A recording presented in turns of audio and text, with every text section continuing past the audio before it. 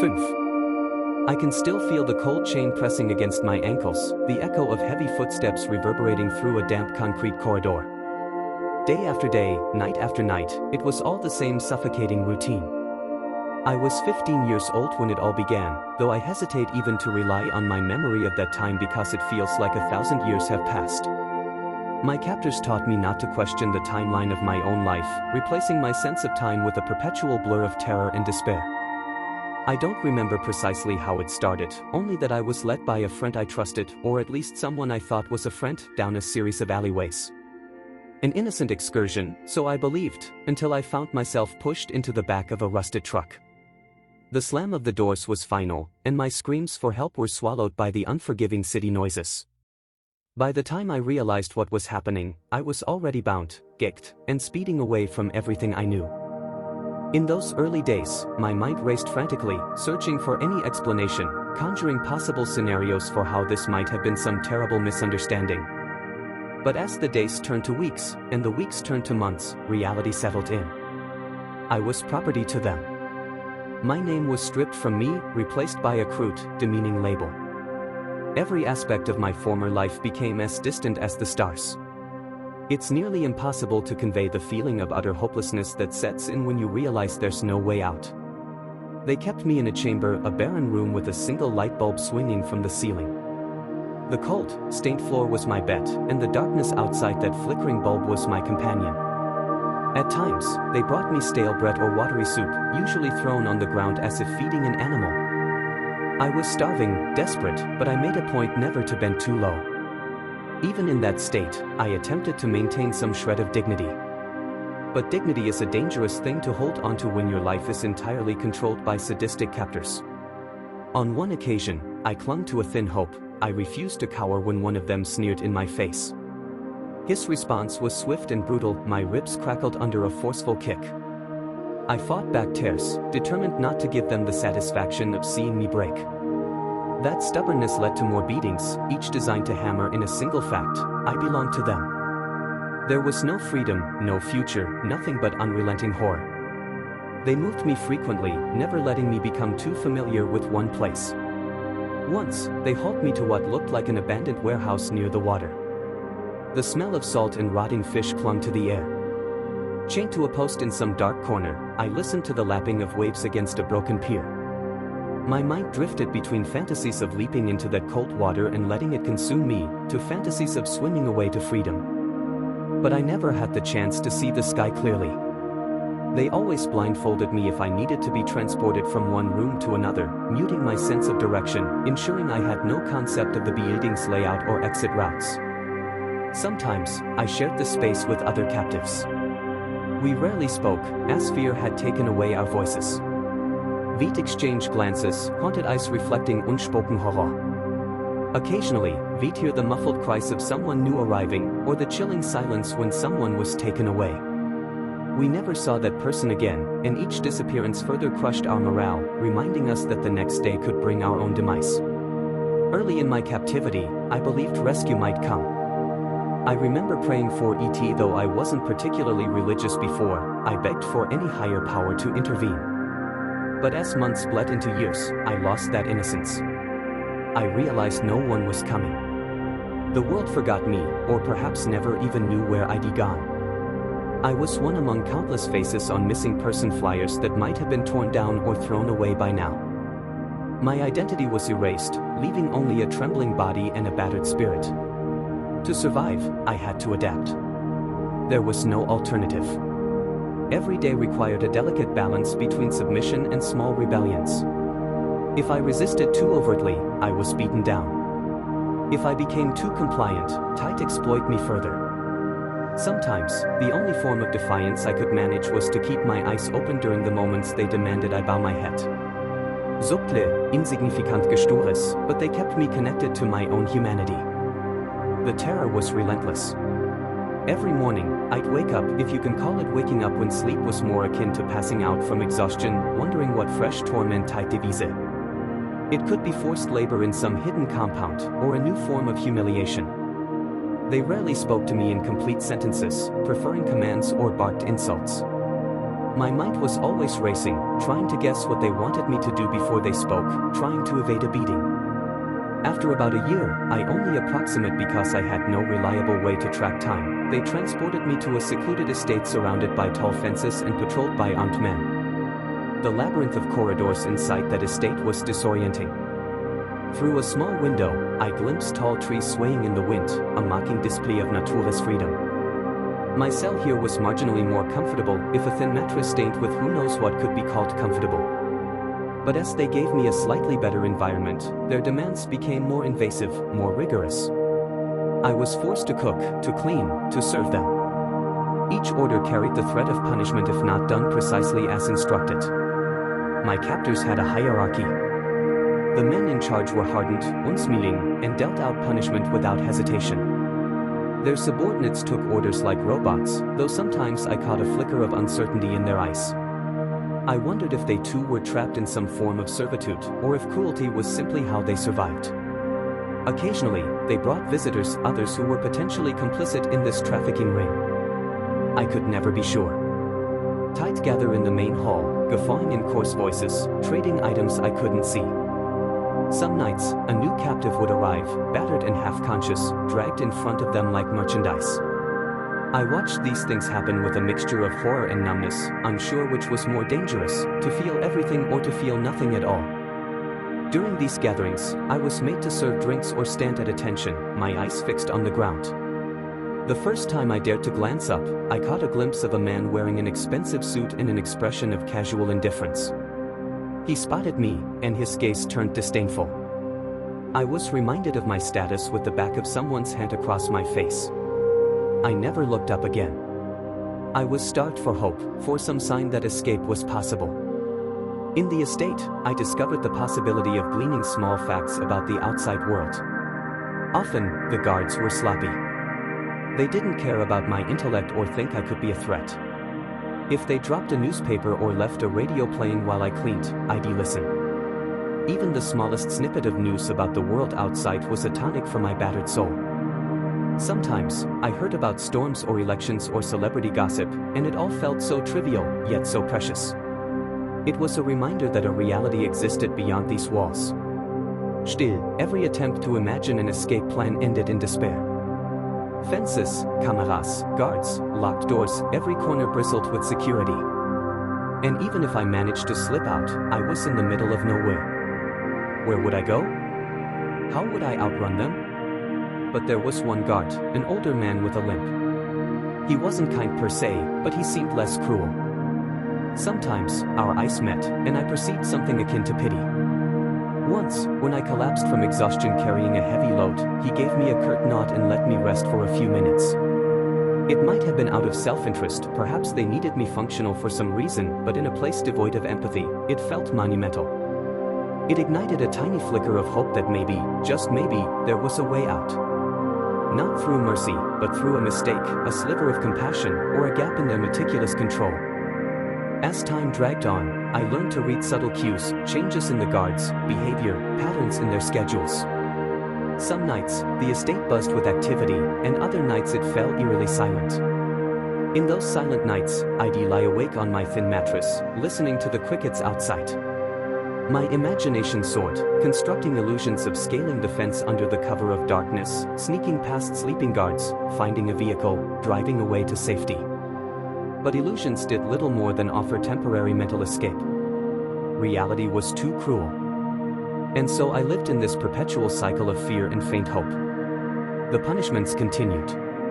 My body bore scars and bruises, but nothing compared to the internal damage, the mental and emotional onslaught. In the darkness, I sometimes forgot my own name, whispering it to myself to keep it alive. Over and over, I'd repeat it like a mantra, forcing myself to recall the person I was before this nightmare. 5 years is a long time to be consumed by darkness.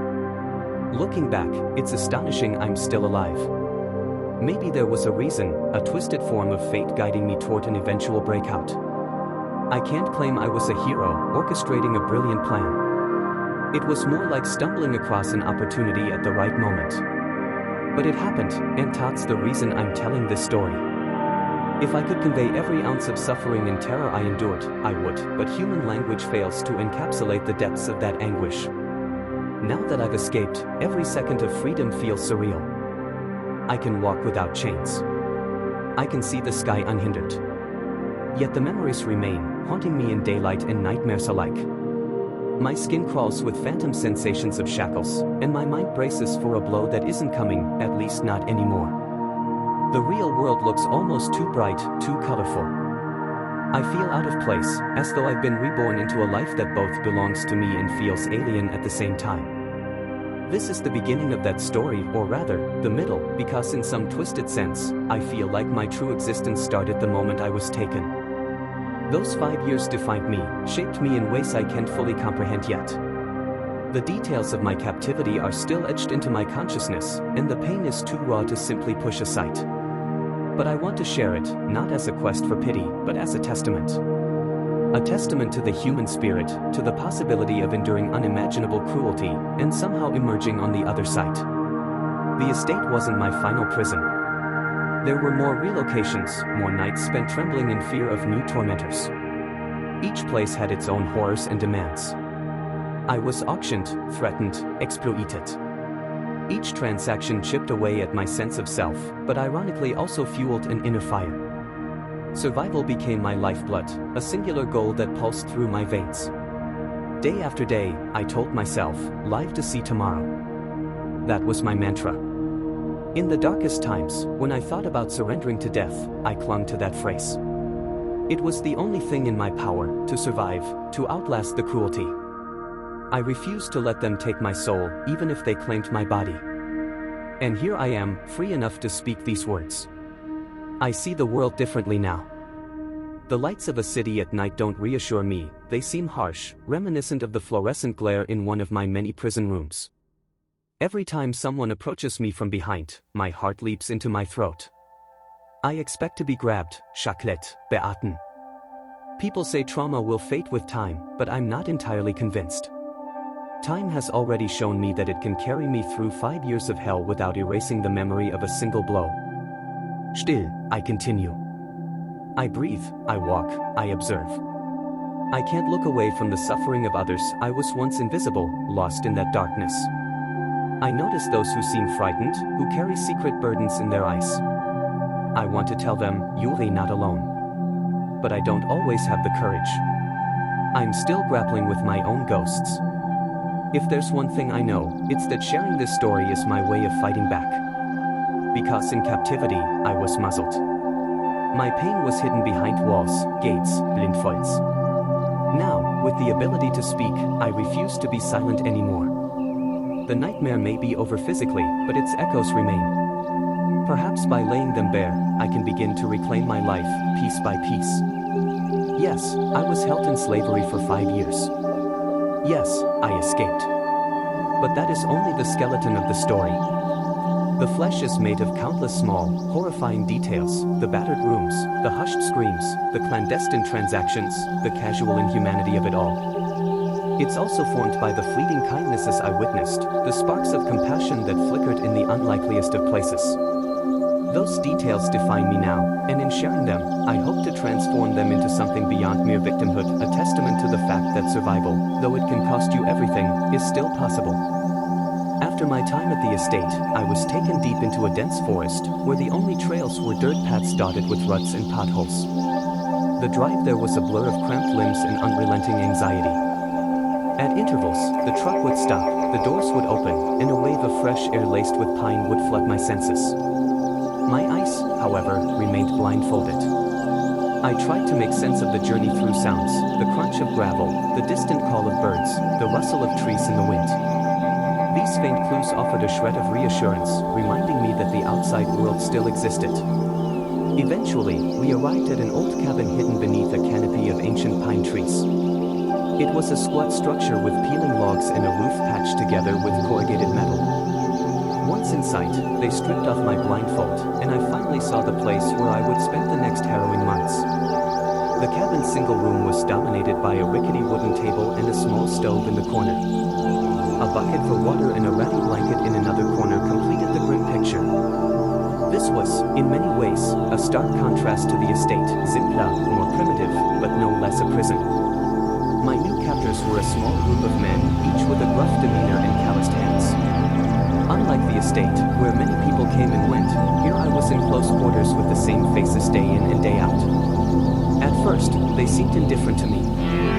They barked orders, carry this, fetch water, clean up, and if I didn't comply quickly, they made sure I regretted it. I learned to move swiftly, to predict what they wanted before they even asked, just to avoid their fists. Time passed strangely in the forest. The sun filtered through the pines, casting elongated shadows on the cabin floor. Without clocks, I measured the days by the shifting light and the repetitive tasks assigned to me. Morning often came with the shrill cry of crows, a foreboding sound that merged seamlessly with my anxious heartbeat. Despite my perpetual fear, I found enough tranquility in the natural surroundings. Sometimes, when I was sent to gather firewood or collect water from a nearby stream, I felt a fleeting sense of peace listening to the wind among the branches.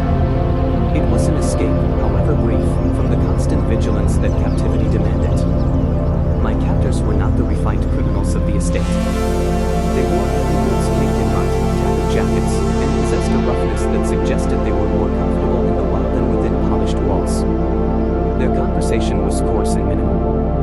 They drank cheap liquor late into the night, occasionally snarling at me to refill their cups. Their eyes glinted with primal aggression whenever I made the slightest mistake.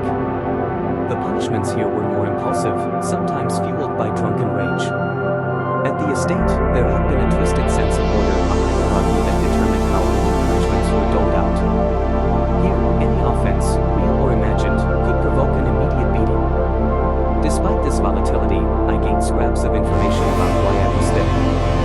They spoke in hushed tones about a plan to appoint me until an interested buyer arrived. I realized, with a sinking feeling, that I was nothing but a commodity. I had suspected it for a long time, but hearing it confirmed so casually made me tremble with a profound sense of despair. Their conversations hinted at a bigger network, at corridors of power that stretched beyond these ramshackle walls and deep into the underbelly of society. I was merely one piece in the vast mosaic of misery, destined to be sold like an object to the highest bidder. Still, I refused to resign myself to fate. Each day, while performing mindless tasks, I scanned my surroundings for potential escape routes. The forest offered opportunities, thick undergrowth could conceal a fleeing body, and the trees were tall enough to disorient someone chasing blindly. But every plan that formed in my mind confronted one critical obstacle: I was never alone. The men took turns keeping watch, ensuring I had no chance to slip away unnoticed. Even if I managed to run, they carried rifles, and I doubted I could outrun a bullet in the open. On a rare occasion, I was assigned the task of washing dishes in the stream a little farther from the cabin. Usually, one man would stand guard nearby. But on this particular day, they seemed more relaxed, possibly drunk from the night before. I grabbed the bucket, stepping outside into the crisp morning air. My pulse raced as I walked toward the stream, scanning for movement. No one followed. The trees beckoned me, their branches swaying like silent accomplices. I knelt by the water, my heart pounding a frantic drumming against my chest. This might be my only chance. Yet, my limbs refused to move. Fear and caution battled in my distance. If I ran, I could be shot or tracked down by the men who knew this forest far better than I did. I wasn't even sure which direction led to civilization. The risk was enormous, but so was staying in bondage. My captors were probably expecting a bite soon. Time was running out. I inhaled deeply, tasting the sharp tang of pine, the earthy smell of wet soil. For a fleeting second, I imagined myself dashing through the trees, dodging rocks and roots, forging on until I reached a board or stumbled upon a hiker's camp. But the forest was vast, and the men were armed. I trembled with indecision. And in that moment of hesitation, a stick cracked behind me. My stomach dropped. I looked around to see one of the men leaning against a tree, a mocking grin on his face. In his hand was a rifle, pointed casually in my direction. Thought about running, didst you? He said, voice dripping with scorn. He stepped closer, pressing the barrel to my forehead. My breath froze, and my vision blurred at the edges as terror consumed me. You even try, and I'll drop you in a shallow grave, he muttered before slinging the rifle over his shoulder and grabbing my arm. The walk back to the cabin was a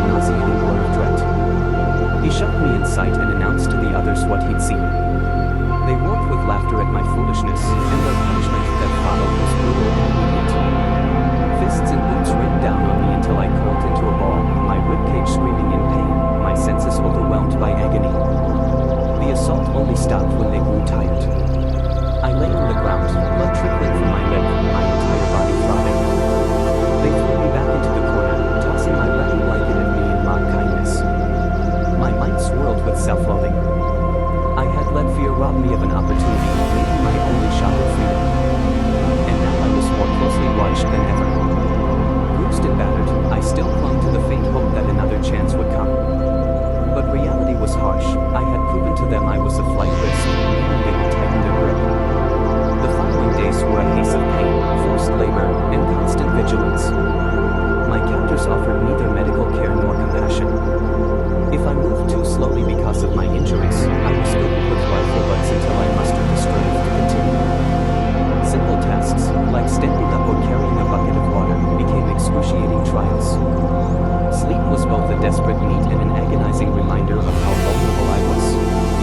One night, as I lay awake on the cold floor, listening to the men snoring in a drunken stupor, I allowed myself a silent moment of grief. Tears slid down my cheeks, carrying a wordless lament for my stolen years, the horrifying uncertainty that lay ahead, and the fleeting moment by the stream that I had let slip through my fingers.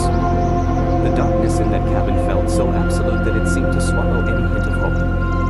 Yet, despite everything, a stubborn spark inside me refused to extinguish. I thought of distant lights, of the home I knew once known, of a future that still felt possible if I could only endure. After another week or so, though time remained a murky concept, I noticed a shift among my captors. They became restless, pacing around with an air of anticipation. I overheard snippets of conversation about the Buddha's arrival. My heart pounded whenever they mentioned me, or hinted at plans for transport. That word had become synonymous with threat. I knew that wherever they planned to take me next, it wouldn't be better. Perhaps it would be more secure, with fewer chances of escape, or harsher punishments. My stomach churned whenever I thought of eating. As fear of relocation loomed, I experienced another kind of dread creeping in, a resignation that maybe this was my life, that all roads led to yet another hell. But acceptance was dangerous. It meant surrendering to the notion that captivity would be my permanent reality. I fought that mindset, reminding myself that I'd survived the estate, that I'd survived every blow and every indignity thus far. That same resilience could carry me further, if only I kept looking for openings. One afternoon, the men forced me into the back of a pickup truck. My arms were bound, and my vision was obstructed by a dirty sack they pulled over my head. The ride was jarring. Every bump sent a jolt of pain through my bruised body. My face pressed against the cold metal floor, and I tried not to panic in the stifling darkness. I steeled myself, expecting this to be a short journey, perhaps just to a clearing where their buyer invited. But minutes stretched into hours. Eventually, the truck stopped.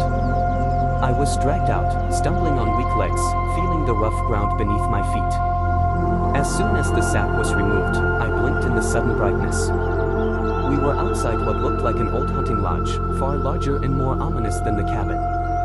Several vehicles were parked in a makeshift lot, and armed men loitered around, smoking and laughing.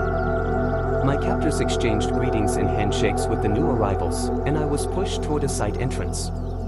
In sight, the smell of sweat and damp would clung to the air. The interior had been converted into a space for unspeakable transactions. In the main hall, a few battered individuals sat huddled in corners, their expressions vacant, their bodies trembling. My heart clenched, recognizing the same deadened gaze I saw in my own reflection whenever I caught a glimpse of myself. I was instructed to wait, my captors hovering near. Time stretched on, and I watched as a parade of cruelty unfolded around me. People were bartered and examined like livestock, their captors haggling over prices. Some men in suits ambled through the hall, discussing sums and discreetly exchanging envelopes. A nauseating sense of déjà vu washed over me, calling back memories of the estate's gatherings, only this time the atmosphere felt even more depraved. Eventually, a tall man in a dark coat approached my group.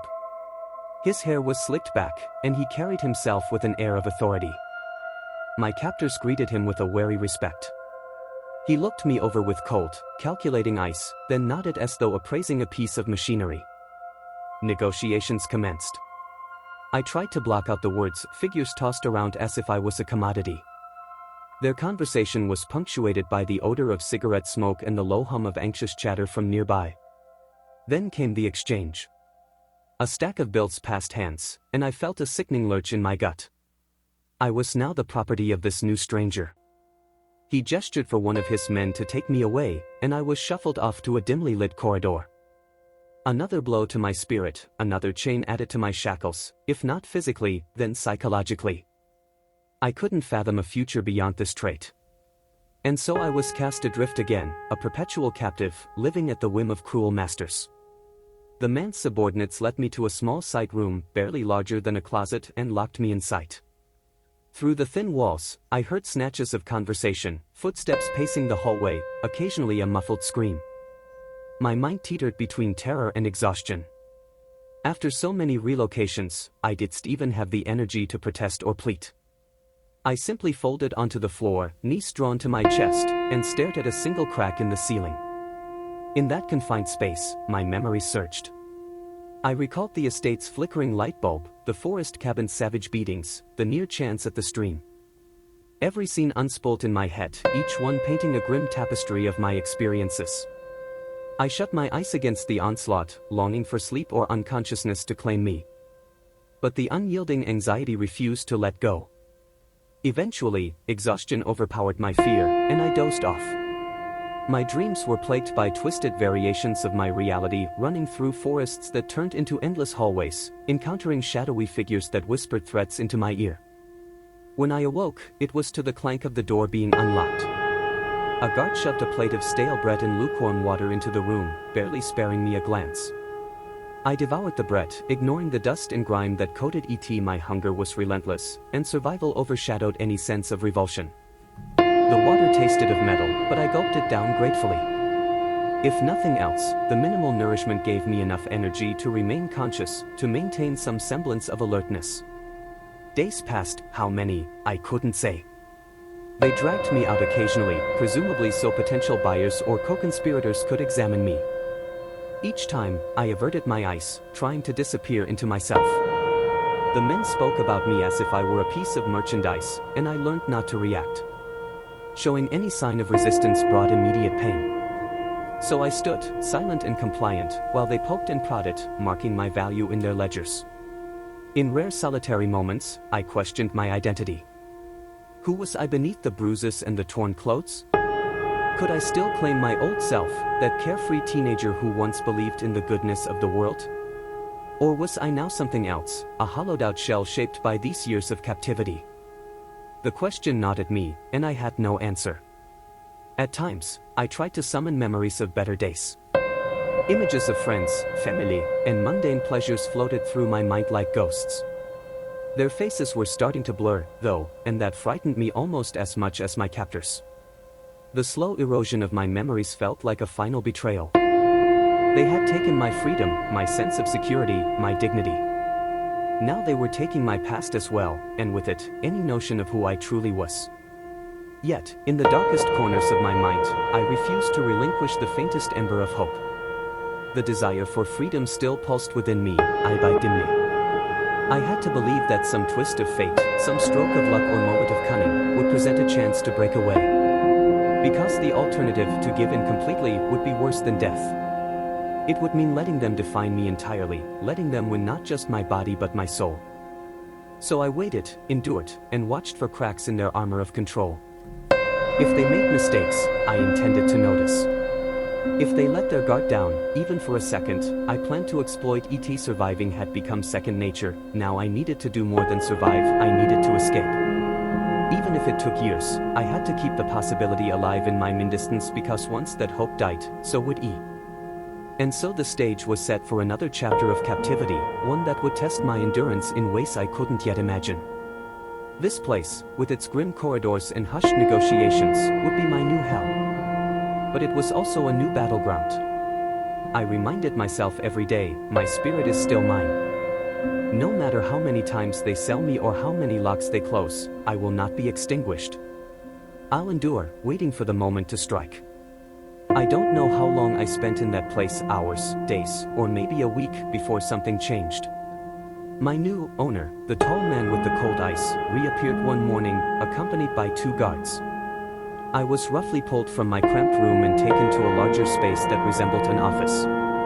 A single window let in a faint shaft of light, illuminating a desk piled with papers and an ashtray brimming with cigarette butts. The man stood behind the desk, his posture rigid, his expression unreadable. He motioned for me to approach. My legs wobbled as I inched forward. Memories of the brutal punishments I'd already endured coursed through my mindestens. I steeled myself for a beating or yet another humiliating inspection, but instead, he spoke to me in a low, controlled tone. "You can understand me, can't you?" he asked, his voice carrying a hint of condescension. I nodded, barely breathing. He narrowed his gaze, as though assessing my level of comprehension. Finally, he continued, "You will do as you'll be told here, and you won't cause trouble. If you do, I'll have no use for you. And you know what happens to things I can't use." His meaning was clear. I had only one currency here, my obedience. Nevertheless, there was a disquieting undertone to his words. I sensed he wanted more than just a mindless drone. He had some plan or scheme in mind that required me to be more than just a broken shell.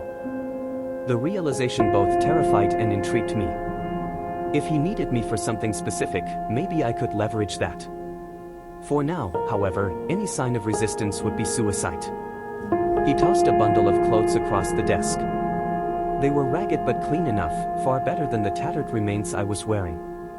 "Put these on," he ordered. "Then you'll clean up and assist with whatever tasks we give you.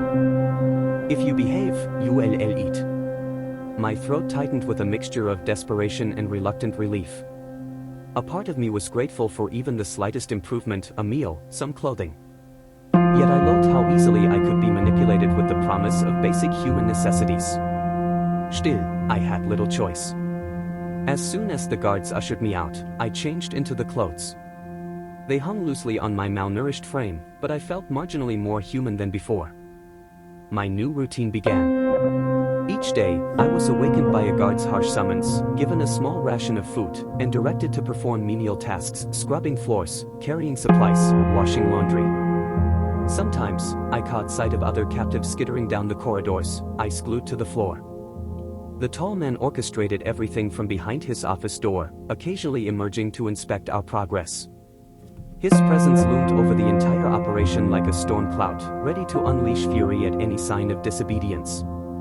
Time was still a blurred concept, but the tasks provided a semblance of structure. I latched onto that structure, as it was the only anchor in an otherwise chaotic reality. Under constant supervision, I learned the building's layout, the narrow corridors that looped around the main hall, the padlocked storeroom stacked with crates of unknown contents, the back door that led to a fenced yard bristling with armed guards and guard dogs. Every detail was etched into my mind, not because I had a grand escape plan, but because I believed knowledge was power. If there ever came a moment to flee, every scrap of information might make the difference between freedom and a bullet in my spine. One evening, I was ordered to clean the main hall after a gathering. The gathering itself had been a vile spectacle, men in suits and combat gear laughing, shaking hands, exchanging money. The air had reeked of alcohol and fear, the latter emanating from a line of new captives who were paraded before potential buyers. I stayed in the shadows, trying to avoid notice. As soon as the last visitor left, the guards shoved mops and buckets into my arms and told me to get to work.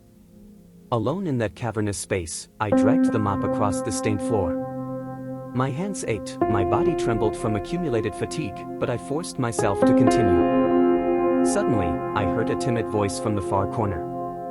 Hey, do you speak English?" I whirled around to see a girl, no older than 14 or 15, curled up behind a stack of chairs. Her hair was matted, her clothes torn. She must have been one of the newest captives. I hesitated, glancing around to ensure no guard was nearby. "Yes," I whispered. "But keep your voice down." She crawled closer.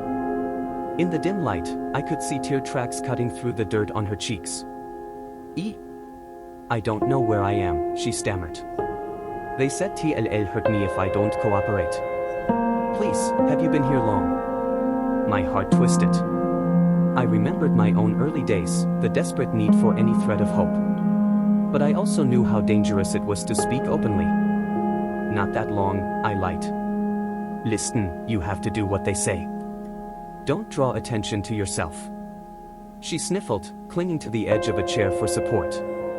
"Is there any way out?" I couldn't lie outright, but neither could I give her false hope. My voice shook as I replied, "I don't know yet. But, if we keep our eyes open, maybe." She nodded, her expression a heartbreaking mixture of terror and yearning.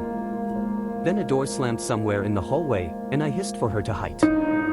She scrambled back to her corner, silent as a mouse. The guard's footsteps echoed through the hall, and I immersed myself in scrubbing the floor, hoping he wouldn't notice the girl. Fortunately, he barely spared me a glance before stomping away. After that encounter, I realized that I was no longer just surviving for myself. Even if the girl's path never directly intersected with mine again, the awareness of other captives, some even younger than me, gnawed at my conscience. I wasn't strong enough to protect them, but maybe, if I ever found a crack in this fortress, I could do something to help. The thought weighed heavily, adding a new layer of urgency to my quiet observations.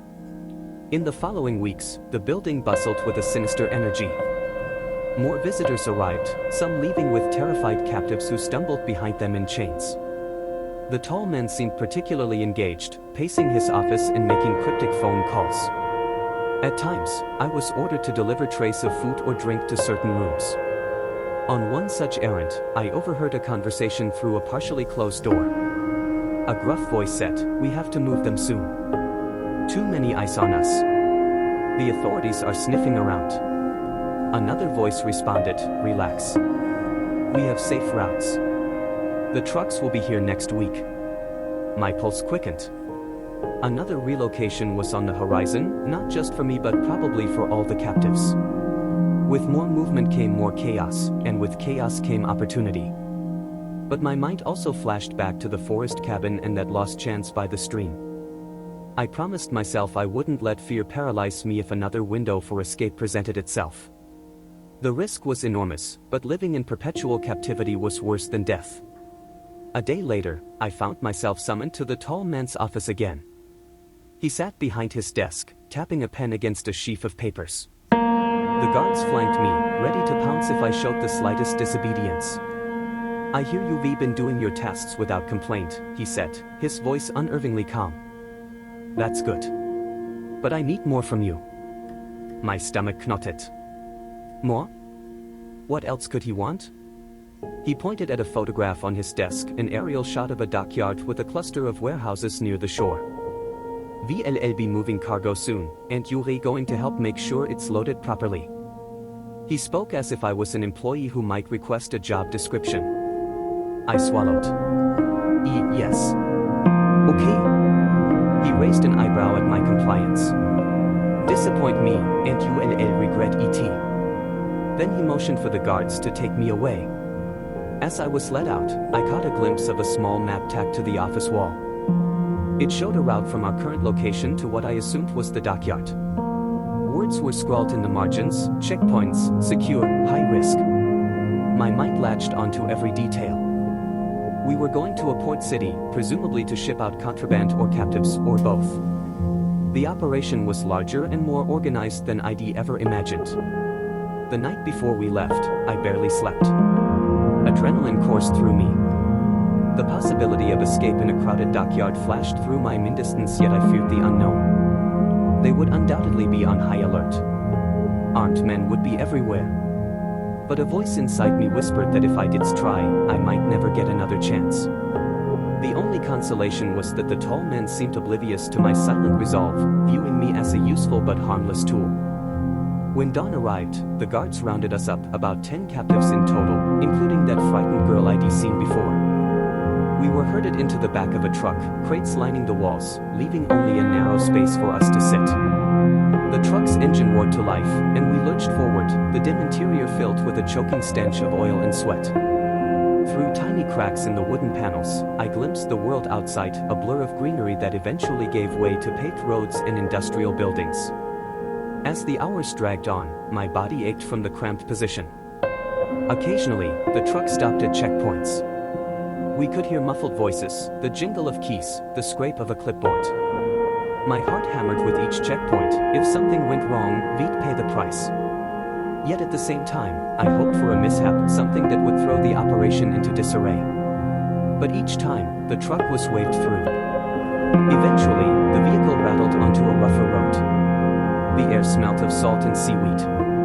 We must be close to the docks, I thought, my pulse racing at the idea that in mere moments, I'd be at a bustling port. My My thoughts spun with questions. Would the area be crowded with civilians? Could I slip away unnoticed? I shoved the desperation down, reminding myself to remain calm and observant. The truck screeched to a halt. Men shouted instructions, and the rear doors were thrown open, daylight flooding in. I shielded my eyes, momentarily blinded. Then we were pulled out, one by one. The dockyard stretched out before us, a maze of shipping containers stacked high, massive cranes looming overhead like skeletal giants. Cargo ships bobbed at the wharves, their hulls groaning as they rubbed against tires used as bumpers. The tall man was there, directing the guards. He barked orders for us to unload crates from the truck and stack them near one of the warehouses. My legs felt weak, but I forced myself to move, picking up a crate with trembling arms. Each step I took on the uneven ground sent jolts of pain through my battered body. Still, I was outside, under the open sky. If I could just slip behind one of those containers. An angry shout shattered my reverie. A guard roughly yanked me back into line. "Don't get any ideas," he growled, jabbing a gun into my ribcage. I nodded, feigning submission. For the next hour, we formed a makeshift chain gang, passing crates from the truck to the warehouse entrance. I stole glances at my surroundings, the gates, the fences, the number of guards. The place was heavily secured, with men posted at key points. My hope dwindled. This was no chaotic marketplace, it was a well-guarded smuggling hub. Still, I kept my eyes peeled for anything that might be an advantage.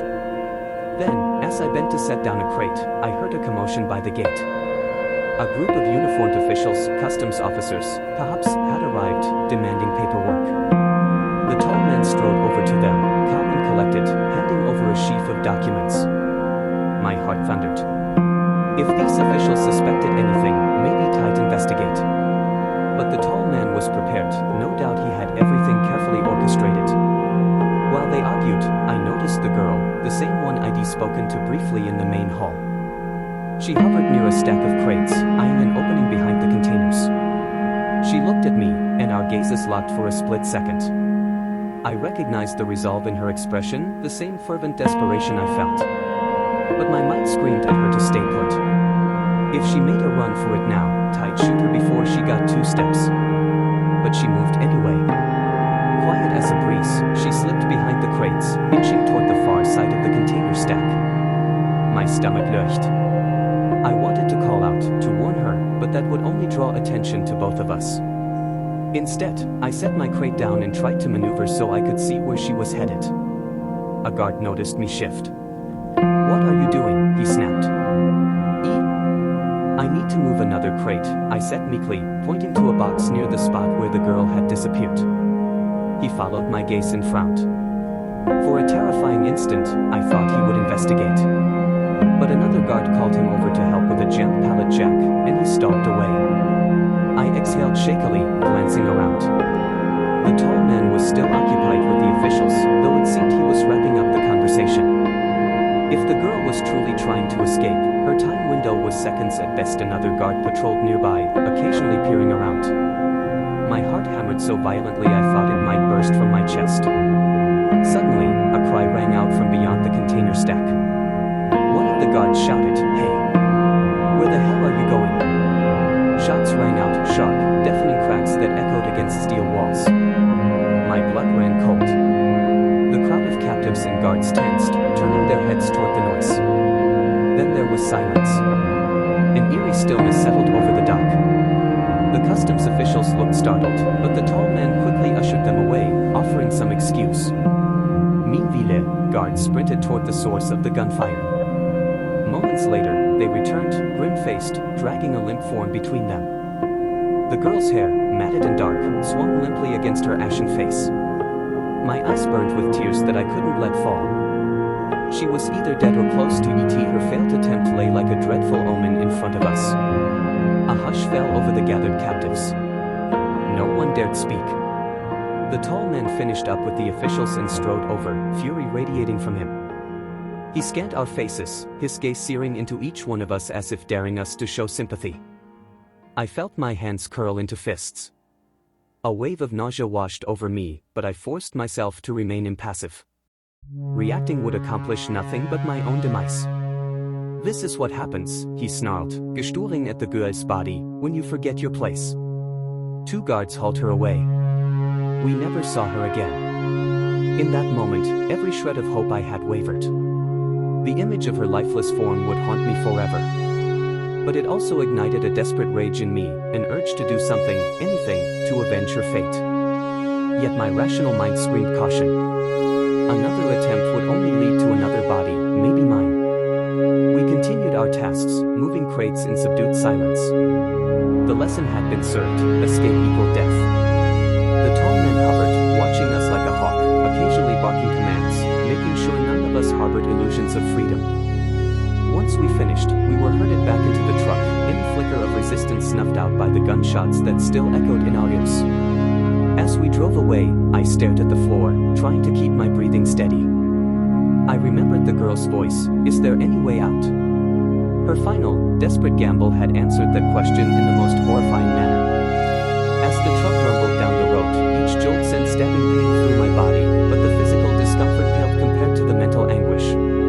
I felt guilty that I hadn't tried to help her, guilty that I was relieved it wasn't me. But I had survived. The truck's metal walls pressed in on me, stifling and cold. Once again, I was reminded that my captors considered me nothing more than living cargo. I vowed, silently, that if an opportunity arose, I wouldn't let terror freeze me again. I would remember that girl, her naive hope, her final act of courage, and I would carry it with me, no matter the cost. Night fell by the time we returned to the compound. The guards barely gave us time to eat before shoving us into our respective rooms. I sat on the edge of a wooden cot, the single bulb overhead flickering like a dying star. My body trembled with a potent mix of anger, grief, and exhaustion. Sleep didn't come easily, and when it finally did, my dreams were filled with the sound of gunshots and the sight of the girl collapsing onto the concrete dock. Over the next few days, operations at the compound intensified. More trucks arrived, loaded with crates, and left just as quickly. The tall man was often on the phone or conferring with subordinates. I gleaned that the entire network was on edge, worried about increased law enforcement scrutiny. For us captives, that meant tighter restrictions. Guards escorted us everywhere, and we were forbidden from talking to one another. The slightest misstep resulted in swift punishment. Yet amid the crackdowns, I detected an undercurrent of fear among the captors themselves. Whispers about police raids, about some big fish in the organization getting taken down. Though I only heard fragments, it suggested that the entire enterprise was at risk. This realization planted a seed of hope I scarcely dared to nurture. Sometimes, when beasts are cornered, they make mistakes. Maybe in their desperation to avoid capture, tight overlook a small detail that could be my chance to slip away. One night, I was startled awake by a series of distant explosions. The guards were in a frenzy, running up and down the corridors, shouting orders. Through the grimy window in my room, I could see the glow of fire on the horizon. Something was happening out there, something big. I pressed my ear to the door, straining to catch snippets of conversation. The words "raid, police," and "burn the evidence" filtered through, sending a surge of adrenaline through my veins. Burn the evidence. My chest tightened. That might include us, the human cargo. I recalled stories of traffickers killing their captives rather than letting them be rescued. Panic surged. I had to be ready for anything. I paced the small room, chest heaving with dread. Was this the end? Hours passed without a guard entering. The commotion outside escalated, gunshots and shouts echoing in the distance. My imagination spiraled, conjuring both rescue scenarios and mass execution scenes. Eventually, the door swung open and a guard glowered at me. "Move it," he ordered, brandishing a rifle. "Vire leaving." My heart pounded as he dragged me into the hallway. Other captives were being rounded up too, some still groggy from sleep, others trembling in silent terror. The tall man appeared at the end of the corridor, barking commands, wearing a look of pure fury tinged with desperation. The compound was being evacuated. My pulse raced with conflicting emotions, terror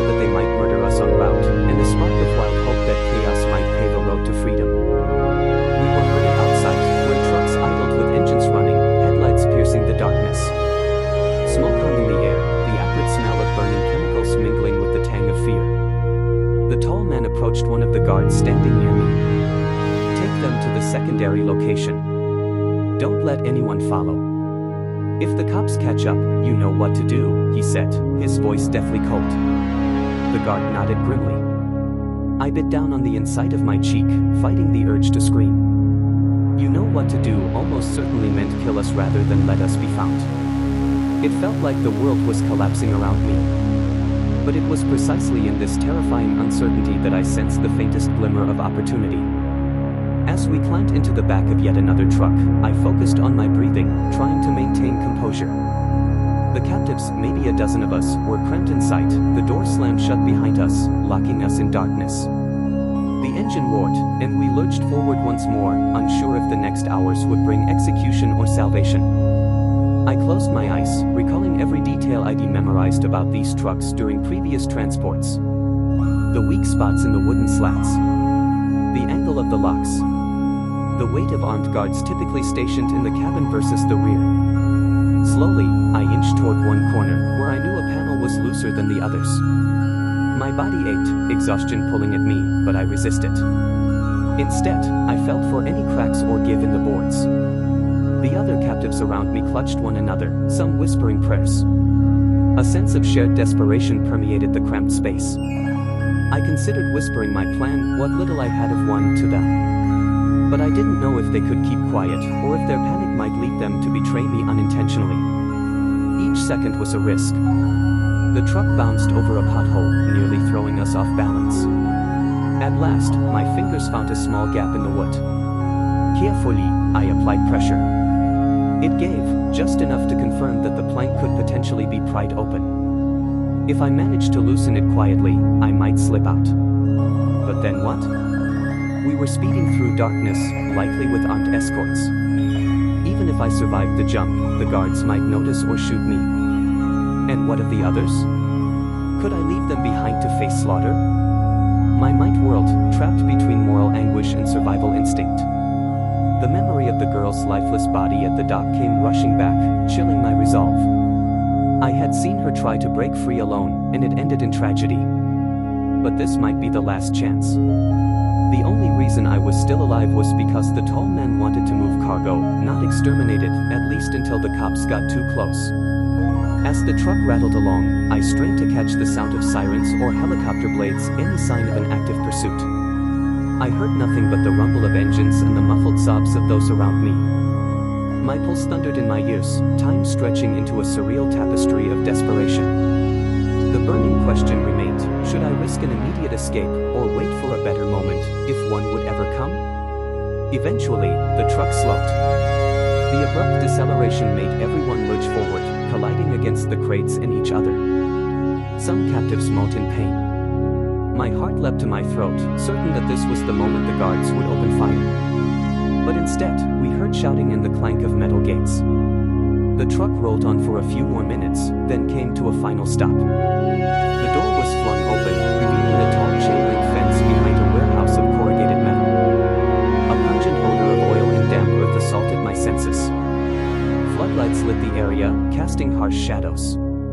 Armed men waited, their faces grim and alert. This was our secondary location, presumably as fortified as the last. My veins filled with dread. We were ordered out, stumbling into the harsh glare of the lights. There was no immediate chance to run, guards were everywhere. The tall man wasn't present, only his trusted subordinates. They marched us into the warehouse, forcing us to line up against a wall. I cast a surreptitious glance around, stacks of wooden pallets, barrels labeled with chemical symbols, flickering fluorescent lights overhead. It was a claustrophobic space, but my eyes darted to the corners, checking for doors or windows.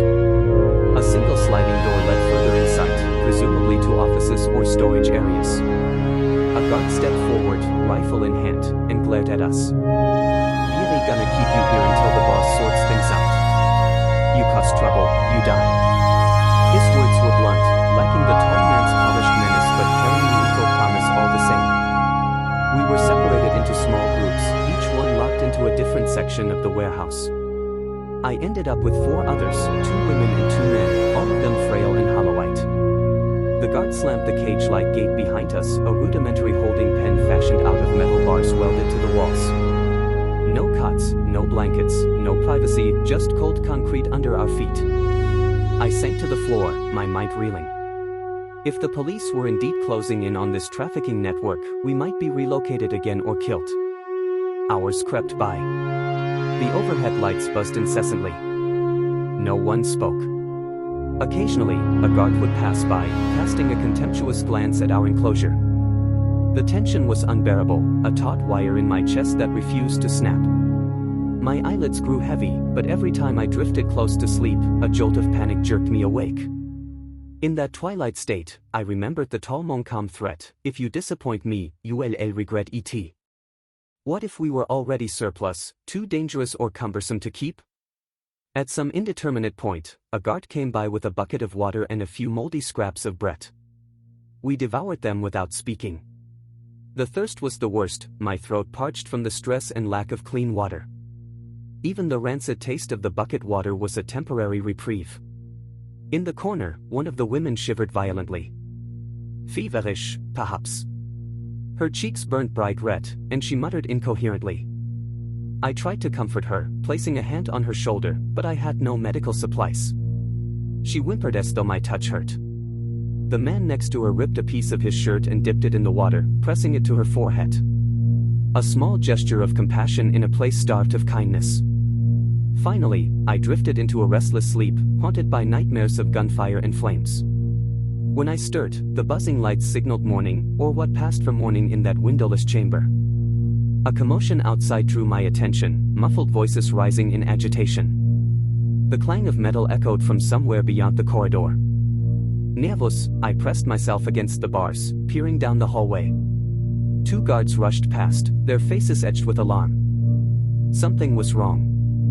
Part of me hoped it was a rescue operation, but I knew better than to jump to such a conclusion. Yet the intensity of their movement suggested some crisis. Another hour passed with no further information. We waited, hearts pounding, imprisoned in uncertainty. Eventually, a door slammed and the tall man's voice boomed through the warehouse. He was furious, cursing at his underlings.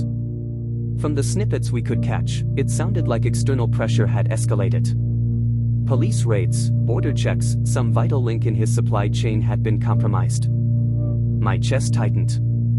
This could be the final straw that pushed him to eliminate all excess baggage. And we, the captives, were as excess as it got. The tall man appeared before our cage, flanked by guards. His icy gaze swept across us.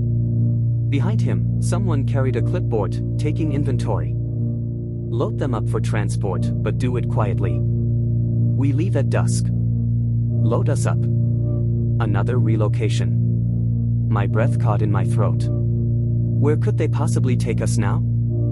And how many more times could I endure being packed into another truck, another prison? Yet a faint sliver of hope flickered in me. Relocations were chaotic, and chaotic moments sometimes offered chances to slip away. I tucked that thought away, careful not to reveal anything in my expression. The tall man's lips thinned into a ruthless line. No mistakes this time, he warned the guard, then strode off, boots echoing in the vast warehouse. We were left trembling, uncertain whether we should be relieved to have another reprieve from death or terrified of what awaited us on the road. Even the air felt stifling, heavy with a sense of impending doom. As dusk approached, the guards unlatched the cage and ordered us to stand. They cuffed our hands behind our backs, steering us toward a large cargo truck parked behind the building. My pulse hammered, thinking of all the times before. But this time was different. Everyone seemed more frantic.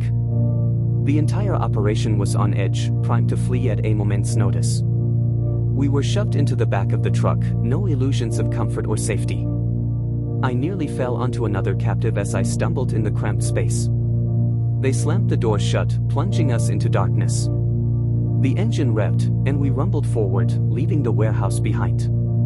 With each turn, each jolt, the sense of finality grew. If we were caught in a police blockade, the guards might massacre us. If we made it past the blockade, we might end up somewhere even worse, some remote location where no one would ever find us. Bound and immobilized, I recalled the moment by the stream in the forest, my cowardice in not making a run for it. I remembered the girl at the docks, shot down in her desperate attempt.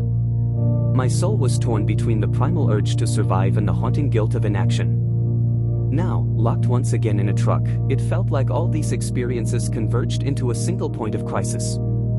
If I got another chance, would I have the courage to act, knowing that failure likely meant a bullet or worse? The truck roared into the night, carrying us toward an uncertain fate. I closed my eyes, drowning in a tumult of terror and faint hope. If the world out there was indeed cracking down on our captors, we might face a showdown soon. One way or another, I sensed a climax was coming, a test not just of my captors' ability to keep me chained, but of my own will to break free once and for all.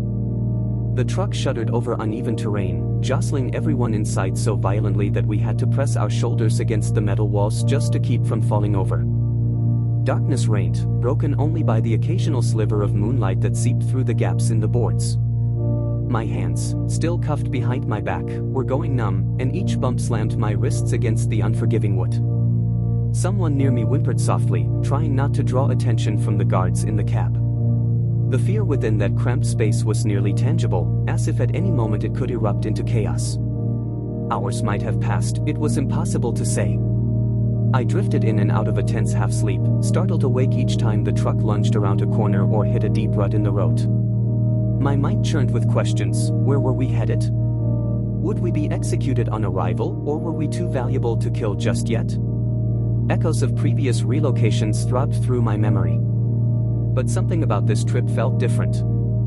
The air was charged, as though we were skirting the edges of a battle zone. Sometimes, in the distance, I heard what could have been gunfire, followed by long stretches of silence. The notion of a looming confrontation, police or otherwise, fueled both hope and dread. At last, the truck slowed. I felt the engine rumble beneath me, shifting gears, then the squeal of brakes as it pulled to a stop. My pulse raced. This was the moment the door might fling open, weapons might be turned on us, or, by some miracle, I might find an opening to flee. My entire body tensed as I braced for the worst. A guard's voice came from outside, muffled and urgent. Doors slammed, boots thudded on gravel. Another voice answered, sounding equally tense. I couldn't parse their words, but the tone carried anxiety. Several minutes crawled by in excruciating uncertainty, with no one opening the rear doors. Perspiration beaded on my forehead. I tried to swallow the lump in my throat, fighting the urge to cough, knowing every noise was a potential risk. Finally, the truck lurched forward again, rolling through what felt like a gate. My heart dropped. This must be our new prison. The truck halted once more, and this time the latch clicked. Delicht, or perhaps it was the hazy gray of dawn, gushed in. Guards stood silhouetted against the open doors, rifles in hand. Everybody out, one barked. We shuffled forward, cramped limbs protesting every movement. Jumping to the ground, I stumbled on stiff legs, nearly toppling onto the gravel lot beneath me. Blinking hard, I tried to orient myself. My eyes slowly adjusted, revealing a large, fenced compound edged by towering pines. The fence line glinted with what looked like coils of barbed wire. I spotted a squat, bunker-like building a short distance away. Beyond that, the contours of a second structure rose from the gloom, metal siding reflecting the pallid morning light.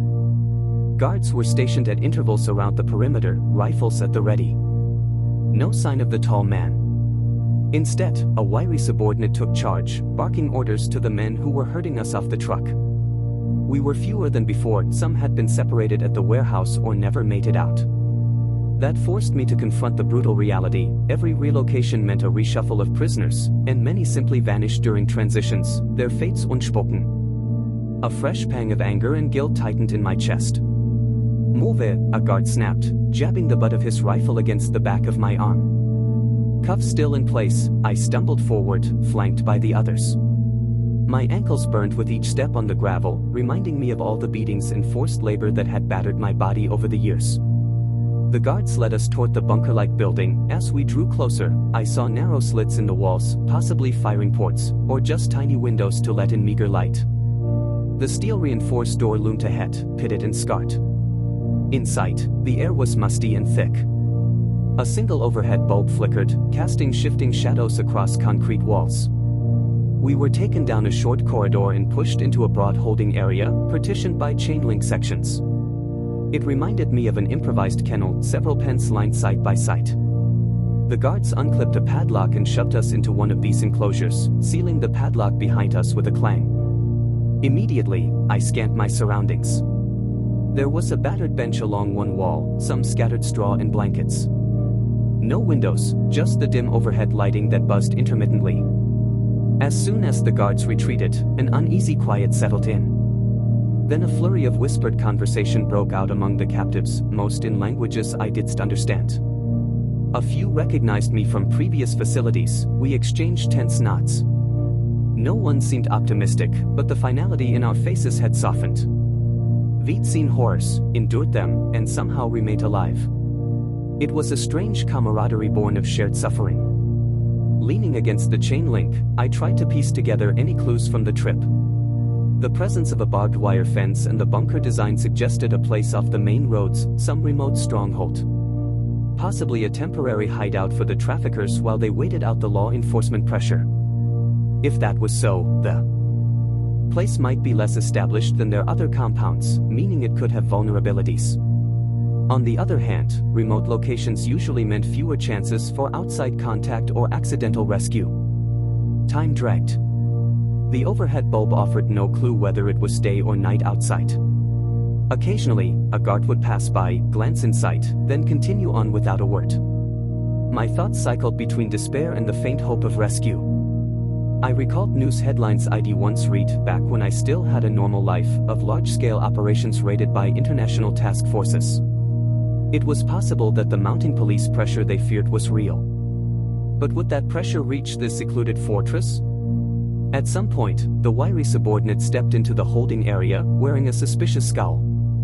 He gestured for several of us to stand and exit the pen. My stomach knotted as the lock rattled open. Two guards grabbed me under the arms, practically lifting me off my feet as they dragged me out. Along with me, they took an older woman I'd seen only in passing, and a young man who walked with a limp. They led us down another corridor, turning corners until we entered what looked like a workroom. A single table stood in the center, strewn with tools and half-assembled crates. The air smelt of sawdust and stale cigarette smoke. The wiry man cleared his throat. "We need extra hands to prep these crates," he said, pointing at a row of wooden boxes near the wall. "Move them into the truck outside and be quick about it. Try anything and you'll regret it." One guard unlocked my handcuffs but left them on the other captives, probably as a show of intimidation. I flexed my wrists, grateful for a momentary reprieve from the biting metal. But I also knew this was deliberate. They wanted me to handle the heavier loads, or perhaps they believed I was the least likely to resist. On a low table lay a toolbox and several nails.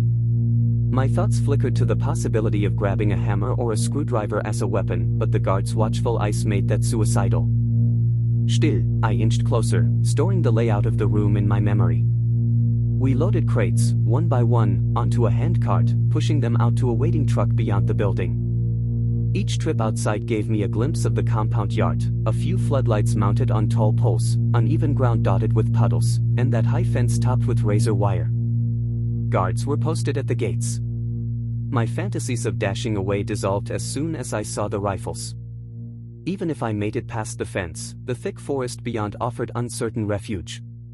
Could I navigate it without being caught by patrols? On our final run, the limp of the younger man worsened. He stumbled on a loose rock, letting out a sharp cry when his ankle twisted. The guard snarled something about useless and slammed the butt of his rifle into the man's side. He crumpled, gasping. A wave of fury exploded inside me. I wanted to tackle the guard, but my body refused to move, terror and caution clamping down on every muscle. The older woman helped him up as best she could, tears in her eyes. The guard merely sneered, pointing for us to continue. We had no choice but to comply. Once we finished, they marched us back to the pen. They cuffed me again, this time behind my back, perhaps worried I'd shown too much independent movement. I bit my lip until I tasted blood. My illusions of a smooth escape vanished, overshadowed by the helplessness that seeped in whenever I witnessed their brutality. In the pen, more hours bled away. We scavenged water from a bucket the guards dropped off, and someone found a bit of moldy bread hidden behind the straw. We passed the bread around, each taking a small bite, though we were all starving. Hunger was a constant drumbeat, a gnawing ache that had haunted me for years now. Yet it paled beside the deeper anguish of captivity, the relentless erosion of hope and identity. That night, or what I assumed was night by the lull in guard rotations, a hush settled over the bunker. The overhead bulb in our enclosure was switched off, leaving only the faint glow of a distant emergency light. I pressed my face to the chain link, trying to see down the corridor. At the far end, I spotted a guard dozing on a stool, head drooping. It was a minor lapse, but any lapse from them was significant. An idea began to form. If the guard was truly asleep, maybe someone with free hands could silently pick the lock or search for a tool. But I was cuffed, and so were most others. One captive, though, a middle-aged man with weathered features, still had only one wrist chained. He'd lost a hand at some point, leaving nothing for the second cuff to secure to. He noticed me watching, and in the dim light, I saw recognition spark in his eyes. I mouthed, "Lock," and tilted my head toward the chain holding our gate. He glanced toward the dozing guard, then raised his bound arm in a wordless gesture of frustration. It would be tough, but perhaps not impossible, for him to maneuver a piece of wire or something similar with his partial arm and free hand. My heart thudded against my ribs. If we made noise, or if the guard woke, we'd be shot. Minutes stretched in taut silence. The guard outside remained slumped, but it was impossible to tell how deeply he slept. Finally, the one-handed captive rose, carefully feeling along the ground near the chain link's base. Dust, a stray bolt, a bit of metal shaving, anything might serve as a rudimentary pick. The rest of us stayed utterly still, hardly daring to breathe. He found something, an inch-long scrap of twisted metal. My pulse raced as he pressed against the chain link to reach the lock from inside the pen. I wanted to look away, fearful that my staring might jinx his attempt, but I couldn't tear my eyes from the scene. His free hand trembled slightly as he carefully inserted the scrap into the padlock, twisting it this way and that. A loud clink shattered the silence. The lock slid open. Every nerve in my body screamed at us to freeze. The guard outside stirred, muttering something in his sleep, but he didn't fully wake. We collectively exhaled a silent sigh of relief. The one-handed captive pulled the lock free, letting it dangle without removing it completely, so it wouldn't look obviously tampered with from a distance. We now had an escape route, sort of. Getting out of the pen was step one. But the corridor was patrolled by other guards. And beyond that, the yard was lit by floodlights, patrolled as well. Even if we managed to reach the fence, the wire was coiled razor-sharp. We had no cutters, no tools, and minimal physical strength. Plus, gunmen were likely stationed in the watchtower we'd glimpsed outside. Several of us exchanged furtive glances, weighing the impossible odds. A single misstep could result in mass slaughter. Yet doing nothing guaranteed we remained at the mercy of traffickers who might kill us anyway if they found themselves cornered. A trembling indecision gripped our small group, and we spent the remainder of the night in hushed debate, never raising our voices above a whisper. In the end, consensus emerged: watch and wait. The lock was undone. If a better opportunity arose, if, for instance, the compound came under attack and guards were pulled away, we could try to bolt. We replaced the lock carefully and slumped back to the concrete floor, hearts pounding. No one slept. Adrenaline surged through me, fueling wild scenarios of miraculous getaways. I thought about the estate, the forest cabin, the docks, every near miss, every time I'd watched someone die trying to flee. Fear lurked at the edge of my thoughts, but so did a stubborn hope. We had a chance, however slim. Morning, if indeed it was morning, brought no relief. The overhead lights blinked back on, revealing our haggard faces. A different guard came to check on us, rattling the chain to make sure it was locked. We held our collective breath as the padlock clinked around the loop. He did notice the slight looseness caused by the damaged latch. With a bored grunt, he moved on. Hours blurred together. Occasionally, they marched some of us out for more forced labor, stacking crates, cleaning floors, fetching supplies. Each excursion was a fresh reminder of how thoroughly armed and organized the traffickers were. My wrists ached from the cuffs, but I avoided complaining. One guard's sadistic sense of humor was to tighten cuffs until we lost circulation if we so much as grimaced at them. The repeated friction was turning my skin raw. On one such labor detail, I found myself in a storage room filled with boxes of canned food and medical supplies. The guard watched from the doorway, flipping through a magazine. My eyes darted to the corners, taking note of a roll of bandages, some disinfectant, a small stack of syringes. I swallowed. If only I could pocket something. But the guard was barely 10 feet away. Any sign of theft might lead to immediate retribution. Suddenly, loud shouting erupted somewhere else in the compound, sharp voices, followed by a thunderous crash. The guard straightened, magazine dropping from his hand. Another crash. My heart thudded as I realized we might be hearing a confrontation, perhaps a raid, perhaps infighting among the traffickers. The guard moved toward the hallway, momentarily forgetting about me. Instinct flared, urging me to see something from the supplies, but the moment was too fleeting. In 2 strides, he was back, rifle aimed at my chest. "You. Move it," he snapped, propelling me out of the storage room with a shove. Outside in the corridor, lights flickered, and the distant shouts intensified. The guard yanked me along, heading back toward the holding pens.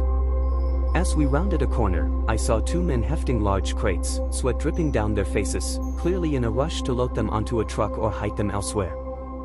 A wave of chaos was rolling through the bunker. People were barking orders in multiple languages, some obviously panicked. My guard pushed me faster, almost running down the corridor. We reached the pen area, where several other captives had already been herded back in sight. Gunshots rang out from somewhere deeper in the compound. I flinched, adrenaline flooding my system. The guard unlocked the pen just long enough to shove me in sight. Then he locked it again, ordering everyone to stay put. We huddled together, straining to hear any sign of what was happening. The bunker's thick walls muffled most sounds, but the sporadic crack of gunfire was unmistakable. A dull boom rattled the overhead lights, maybe from an explosion outside the perimeter. My mind raced with possibilities. Could it be the police or some rival smuggling gang? Or maybe a last-ditch attempt to destroy evidence? Then, from the corridor, the wiry subordinate appeared, face contorted with fury. He yelled at the guard stationed by our pen, something about "get them ready." We might have to move again. The guard hesitated. But the trucks? Then find a place to hide them, the wiry man shouted. Or kill them if you have to. The boss is on his way. Blood pounded in my ears. This was it, the moment where we might be lined up and shot, or else used as human shields. Fear roiled through our group like a fever. But amid that terror, I remembered the undone lock. I forced myself not to look at it. Any sign that we had tampered with it would be fatal. The guard leveled his rifle at us. "All of you, on your feet," he barked. We scrambled upright. He seemed on edge, uncertain about whether to kill us or move us. In that hesitation lay our only chance. His gaze flicked from the locked gate to the corridor, torn by conflicting orders. At that instant, another deafening crash reverberated. Dust shook from the ceiling, and we heard frantic yelling. The guard spun around, momentarily distracted, shouting back into the corridor, "What's going on?" He took a few steps away, rifle still in hand but no longer trained on us.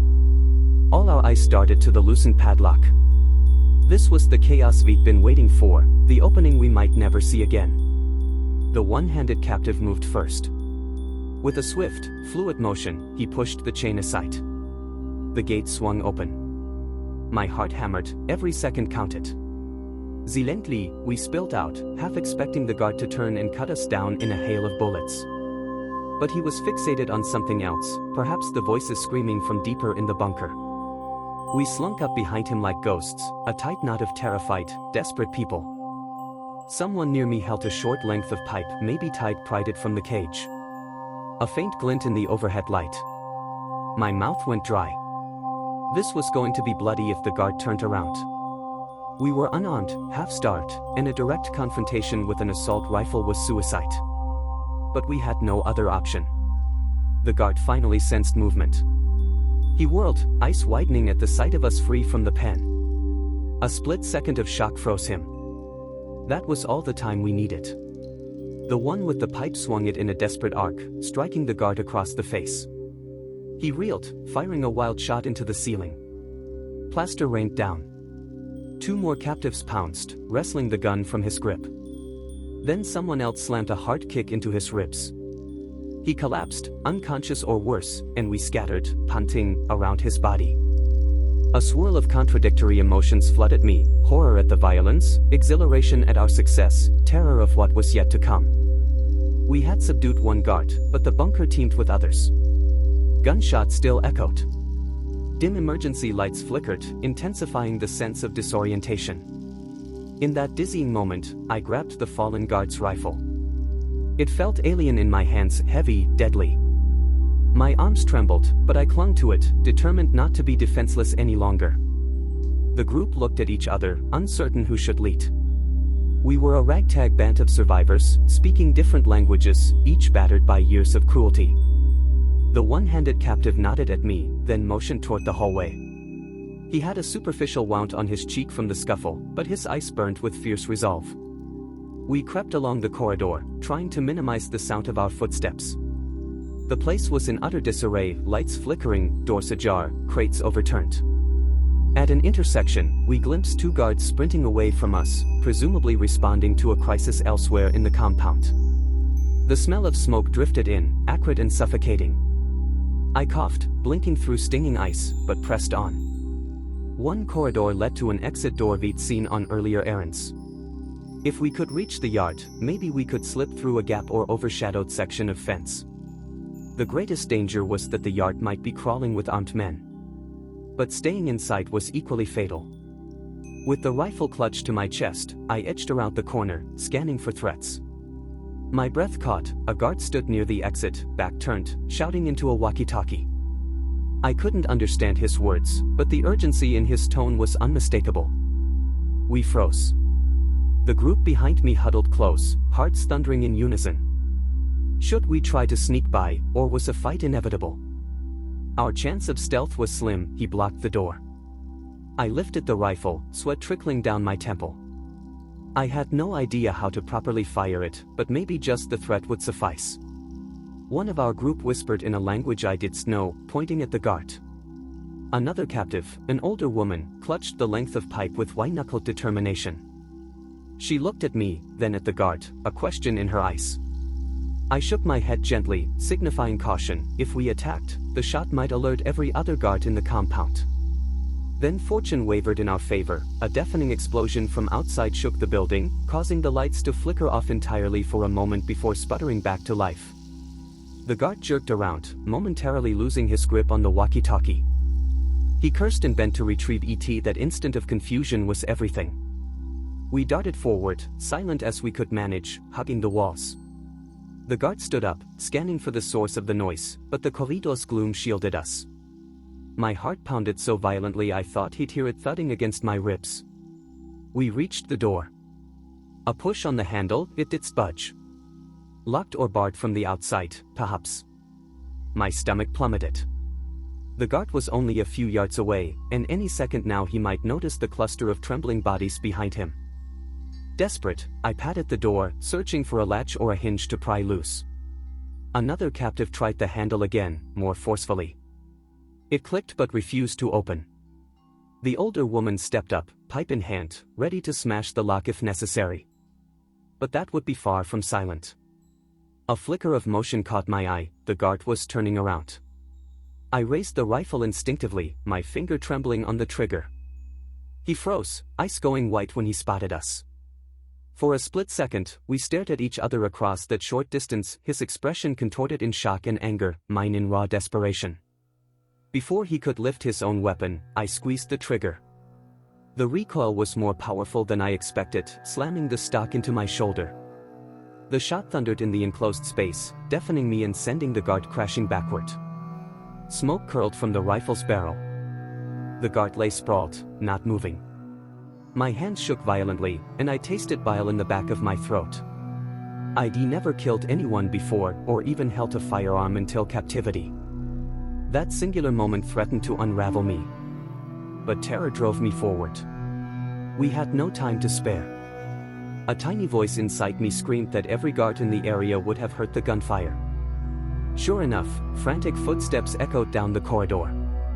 The older woman bashed at the door's lock with her pipe, metal on metal shrieking in the gloom. After several wild swings, something snapped. The door gave. We pushed through into the yard, blinking against a swirl of smoke and flickering floodlights.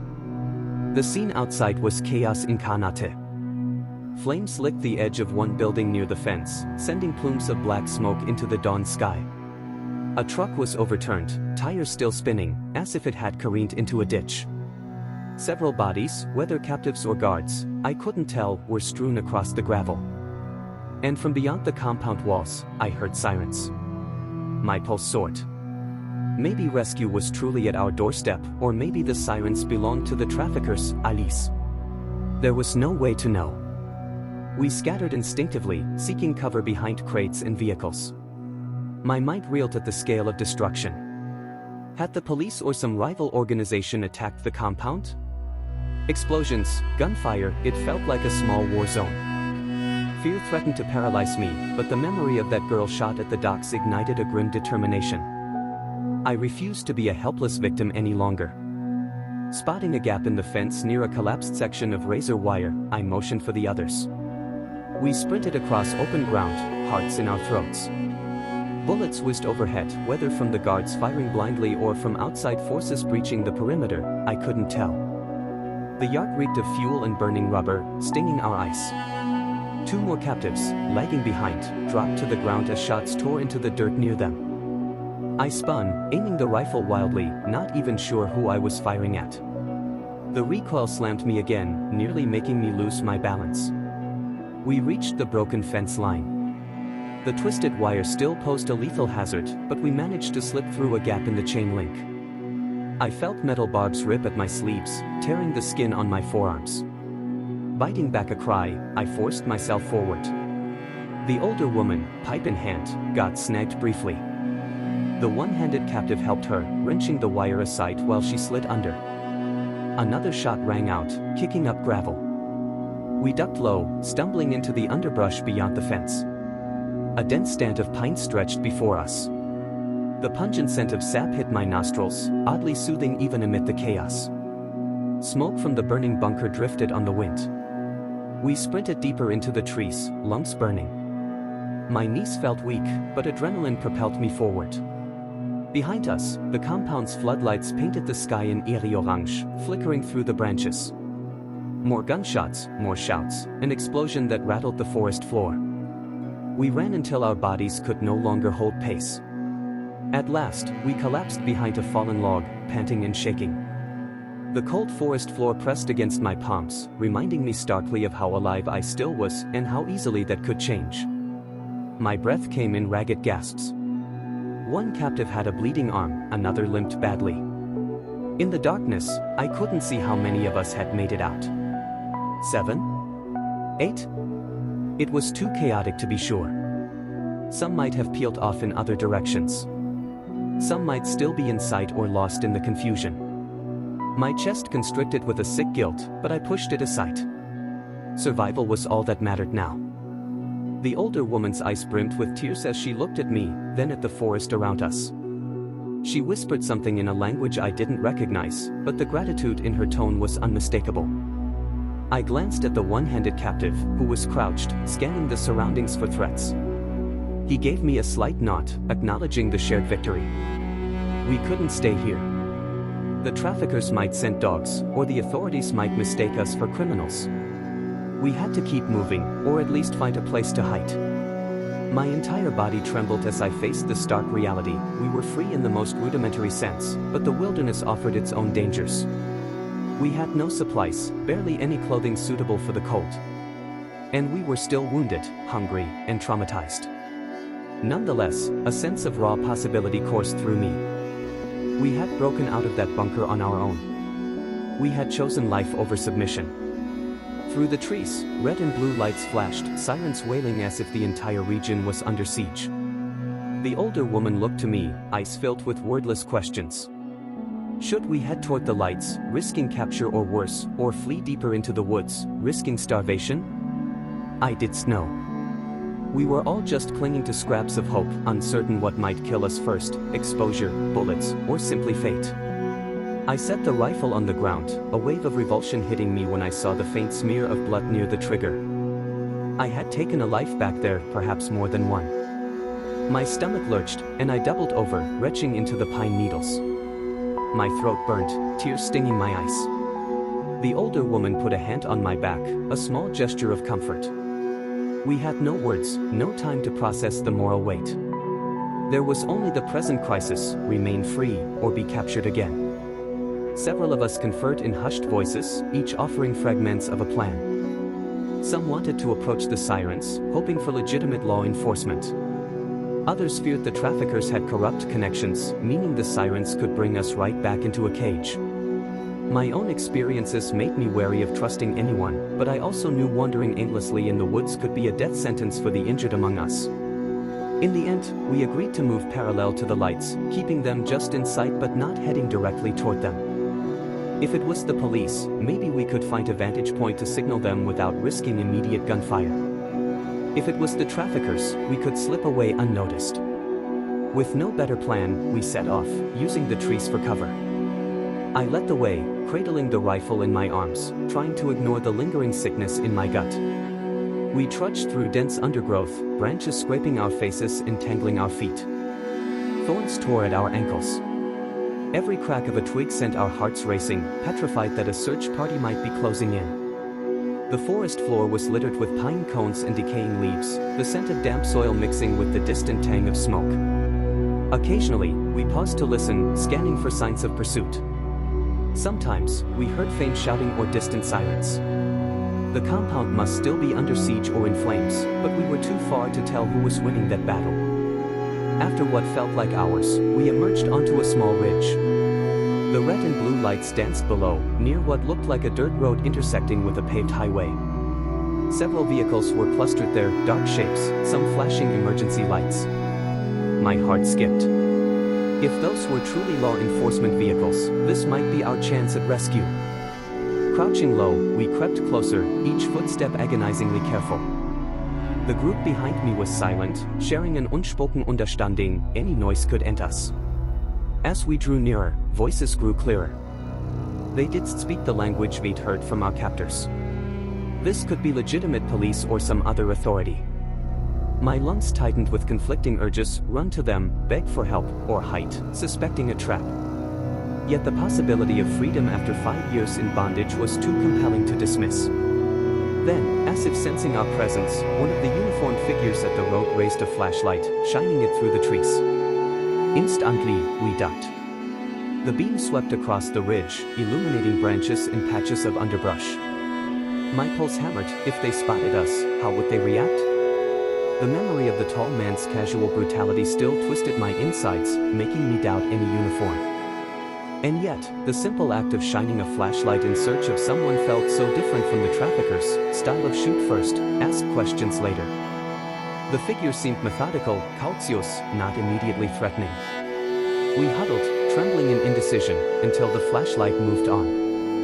A choked sob escaped the older woman. It was all too much, too many close calls, too many dead ends, too much pain.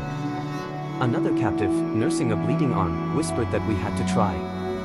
If these were indeed real authorities, they might have paramedics or supplies. We wouldn't survive much longer in the forest without aid. Gathering what little courage remained, I inched forward again, gesturing for the group to stay behind me. I reasoned that I should be the one to initiate contact since I had the rifle, an ironic twist, given how horrifying I must look, but perhaps I could also lay it down to show I meant no harm. My heart thundered as I slipped closer. I saw a cluster of police vehicles, their decals reflecting in the swirling lights. A few officers were gathered, scanning the area with flashlights and weapons. They wore bulletproof vests, not the ragged attire of traffickers. Something in my chest loosened. Steeling myself, I stepped out from the cover of the trees, rifle cradled carefully in front of me, barrel pointed at the ground. Within seconds, flashlights converged on me, a blinding torrent of light. I dropped to my knees, setting the rifle on the ground and raising my cuffed hands.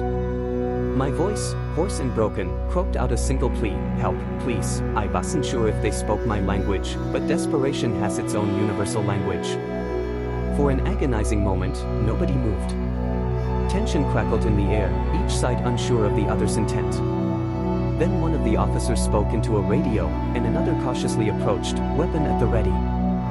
The beam of his flashlight showed me just how ragged I looked, filthy clothes torn by wire, arms scratched and bleeding, face undoubtedly etched with fear and exhaustion. In that same beam, I saw the officer's stern gaze soften slightly, as though he recognized a victim rather than a threat. He barked instructions I couldn't fully decipher, but I sensed he was telling me not to move. I complied, trembling uncontrollably. Another officer joined him, and they approached in a slow, deliberate motion, likely trained to handle any potential threat. I forced myself to remain still, tears slipping down my cheeks. Time blurred as they spoke in urgent tones, half into their radios, half at me. I repeated my plea, voice cracking, help, others, need help. They glanced at each other, then at the edge of the forest where my group remained hidden. One officer gestured for me to stay down while the other aimed his flashlight into the trees, calling out instructions in a calm but firm tone. I waved for the others to come forward. Slowly, they emerged, limping, wounded, ice-white with trauma. A collective gasp seemed to rise from the officers at the sight of our condition. In a flurry of movement, more law enforcement and what looked like paramedics rushed over. People were speaking all at once, some in English, some in another language. I was too overwhelmed to register the details. An officer knelt next to me, carefully removing the cuffs from my swollen wrists. Another placed a comforting hand on my shoulder, while paramedics hurried to attend the more severely injured among us. That's when the floodgates opened within me. Every suppressed sob, every tear of anguish, poured out in a torrent. I crumpled onto the cold asphalt, weeping in great, ragged heaps, the enormity of 5 years of captivity crashing down. I heard others crying too, in relief, pain, or both. The officers tried to reassure us, their voices distant and muffled in the haze of my unraveling emotions. I managed to lift my head, locking eyes with one of the paramedics. He was young, face etched with concern. "You're safe now," he said, his voice gentle. "VLL get you help." Safe. The word reverberated through my mind like a foreign concept, something I'd almost forgotten could exist. My body still braced for a blow, flinching whenever someone moved too quickly. But they were gentle, guiding us toward ambulances, covering us with blankets, asking if we had any other injuries. The older woman clung to my hand, ice wet with tears. A sense of collective disbelief enveloped us. None of us had truly believed we could survive this long, let alone find ourselves on the verge of rescue. Even as they let me into an ambulance, a voice inside whispered caution. "Survival doesn't end here," it said.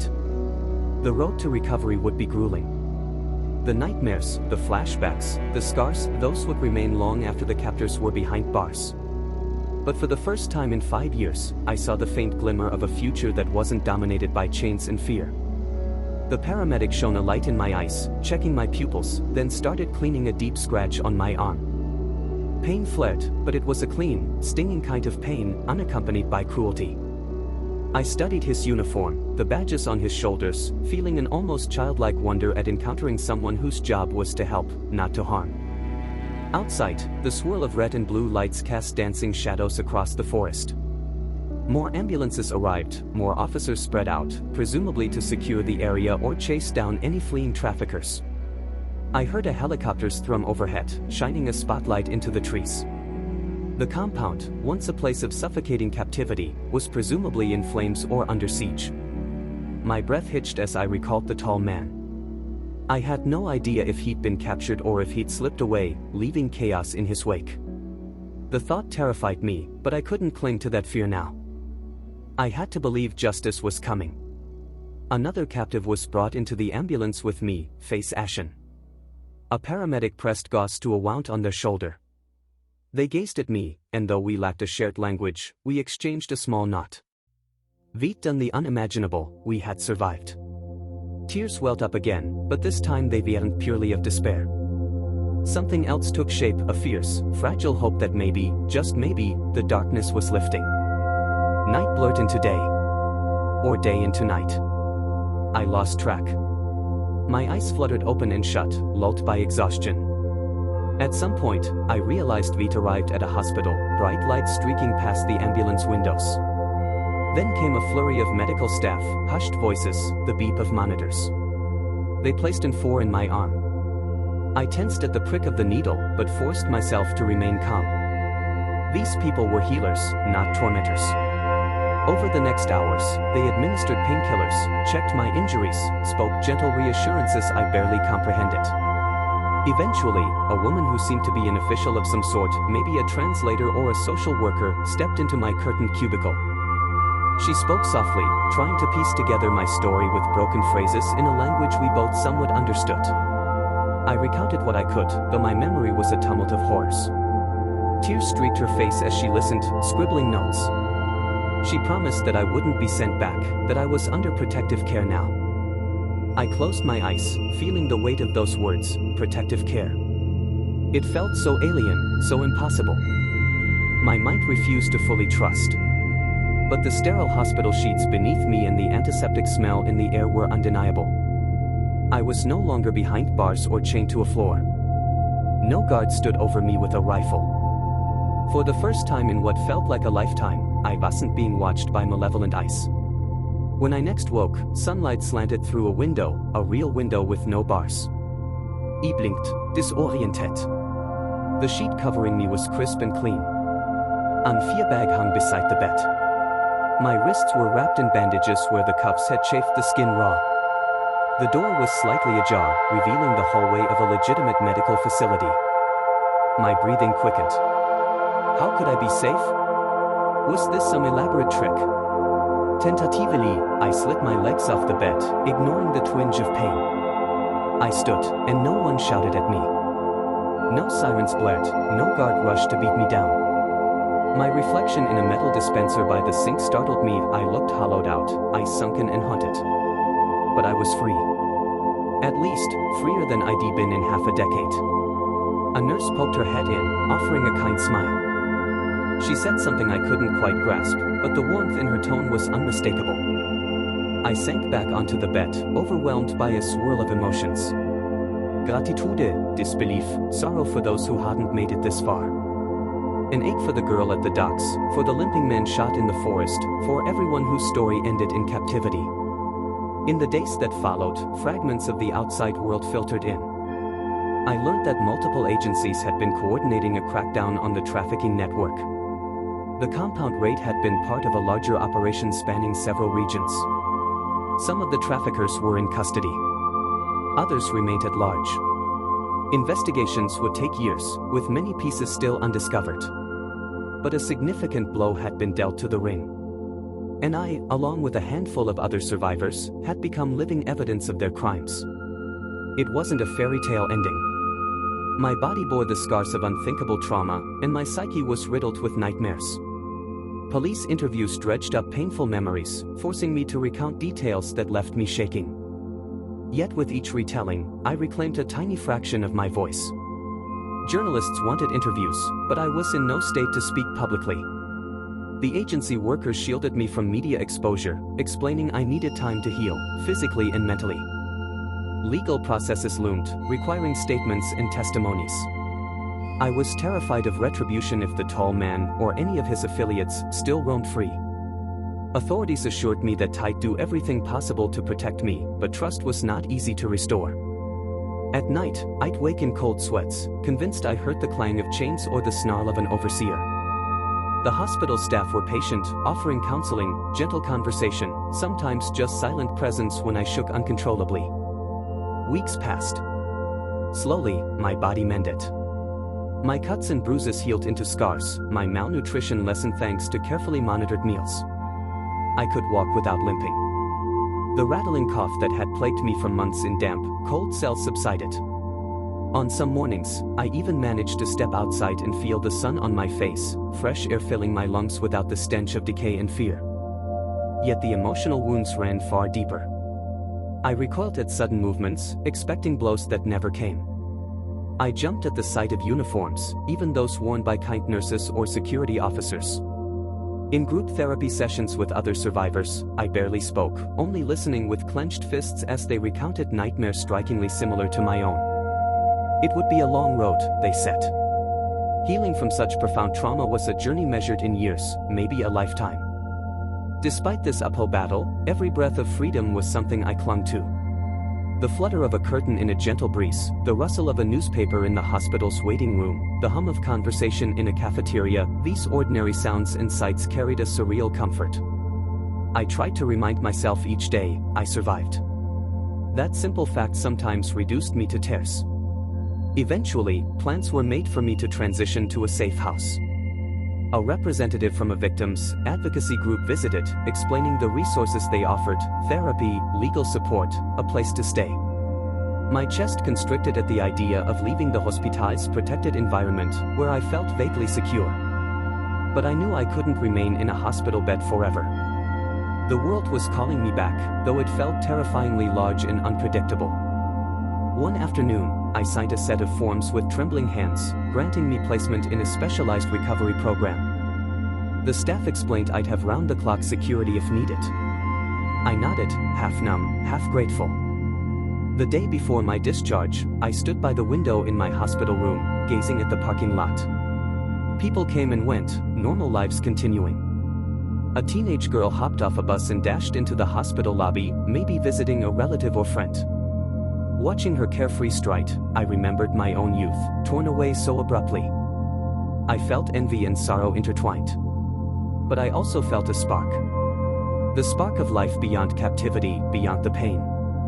I thought of that girl at the docks one more time, her question echoing in my mind: is there any way out? Yes, there was. Not everyone made it, but some of us did, for them, for myself, for the future that had been stolen. I vowed to fight on. Even if the scars never fully faded, I would live to see tomorrow. And in living, I'd deny my captors their final victory. That is how I found myself, shaky but upright, stepping through hospital doors into a waiting car bound for the safe house. The air outside smelled crisp. My chest tightened with a swirl of terror and cautious optimism. This was freedom, raw and uncharted. I still feared the tall man's shadow lurking around every corner, but with each tentative step, I felt the faintest edge of hope. 5 years of slavery had taught me not to trust easily, but it also taught me resilience I never knew existed. Looking at my bandaged wrists one more time, I pressed them together, as if bidding goodbye to the chains that once bound me. I inhaled a trembling breath.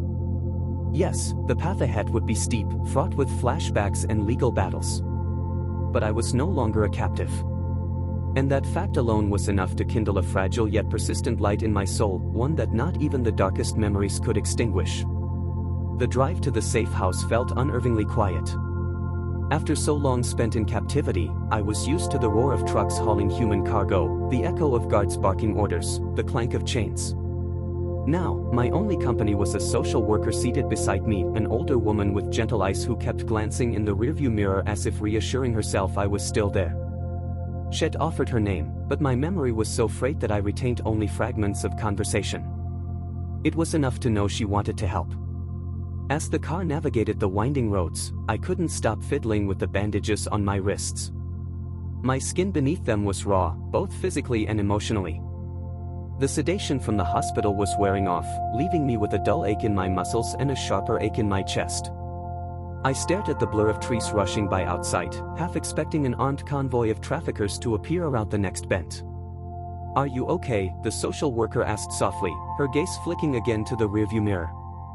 I found it hard to look her in the eye, so I kept my attention on the passing landscape. My voice, hoarse from disuse, came out barely above a whisper. I don't know," I said. It was the most honest response I could give. Fear still coiled around me, but a flicker of gratitude lingered at the edges of my mindestens gratitude that I was in a normal car, on a real road, heading to a place that wasn't locked behind razor wire. The safe house turned out to be a modest building tucked behind tall hedges, with a small lawn out front and a narrow driveway. The social worker eased the car to a stop, then stepped out to open my door. I willed my legs to move, ignoring the tremor in my knees. The air outside was cool and carried the scent of damp earth. A bird trilled from somewhere nearby, startling me. I reflexively cowered, as though expecting a shout or gunshot to follow. But nothing came. The social worker extended a hand, not touching me without permission but offering the possibility of support. I forced myself to nod, letting her guide me up a short path to the front door. Inside, the smell of fresh paint and cleaning supplies reminded me this was a recently prepared facility, likely part of a network for rescued trafficking survivors. The walls were painted a pale yellow, and there was a small couch in the living area, stacked with blankets. I could see down a hallway to what looked like a kitchenette, with a table and a few chairs. Everything appeared bland and nondescript, as though intentionally kept calm and uncluttered. A staff member greeted me, a tall man, though he exuded none of the malice I'd grown to associate with that build. He wore casual clothes, a lanyard around his neck with an ID badge. When he spoke, his voice was as gentle as the social worker's, carefully measured to avoid startling me. "Welcome," he said, stepping back to give me plenty of space. "Vivi set up a private room for you. No locks on the doors, no bars on the windows, just a quiet place to rest." I almost didn't believe him. My heart pounded at the mention of no locks. After so many years of captivity, the idea of an unlocked room felt more dangerous than reassuring. Another wave of anxiety coursed through me. My mind conjured images of the tall man, my former captor, bursting in, reminding me that I could never truly be free. I could feel my fingers curling into fists at my sides, nails biting into my palms.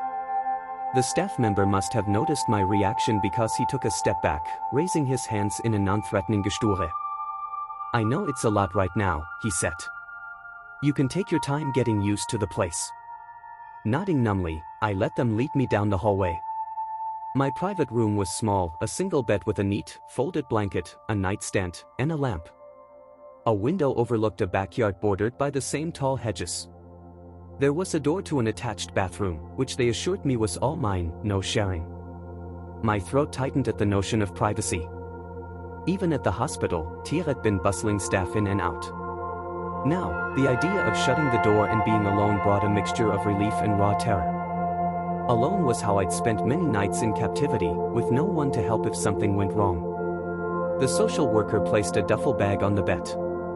"Some clean clothes and basic toiletries," she explained. "All donated. You can change into whatever you like."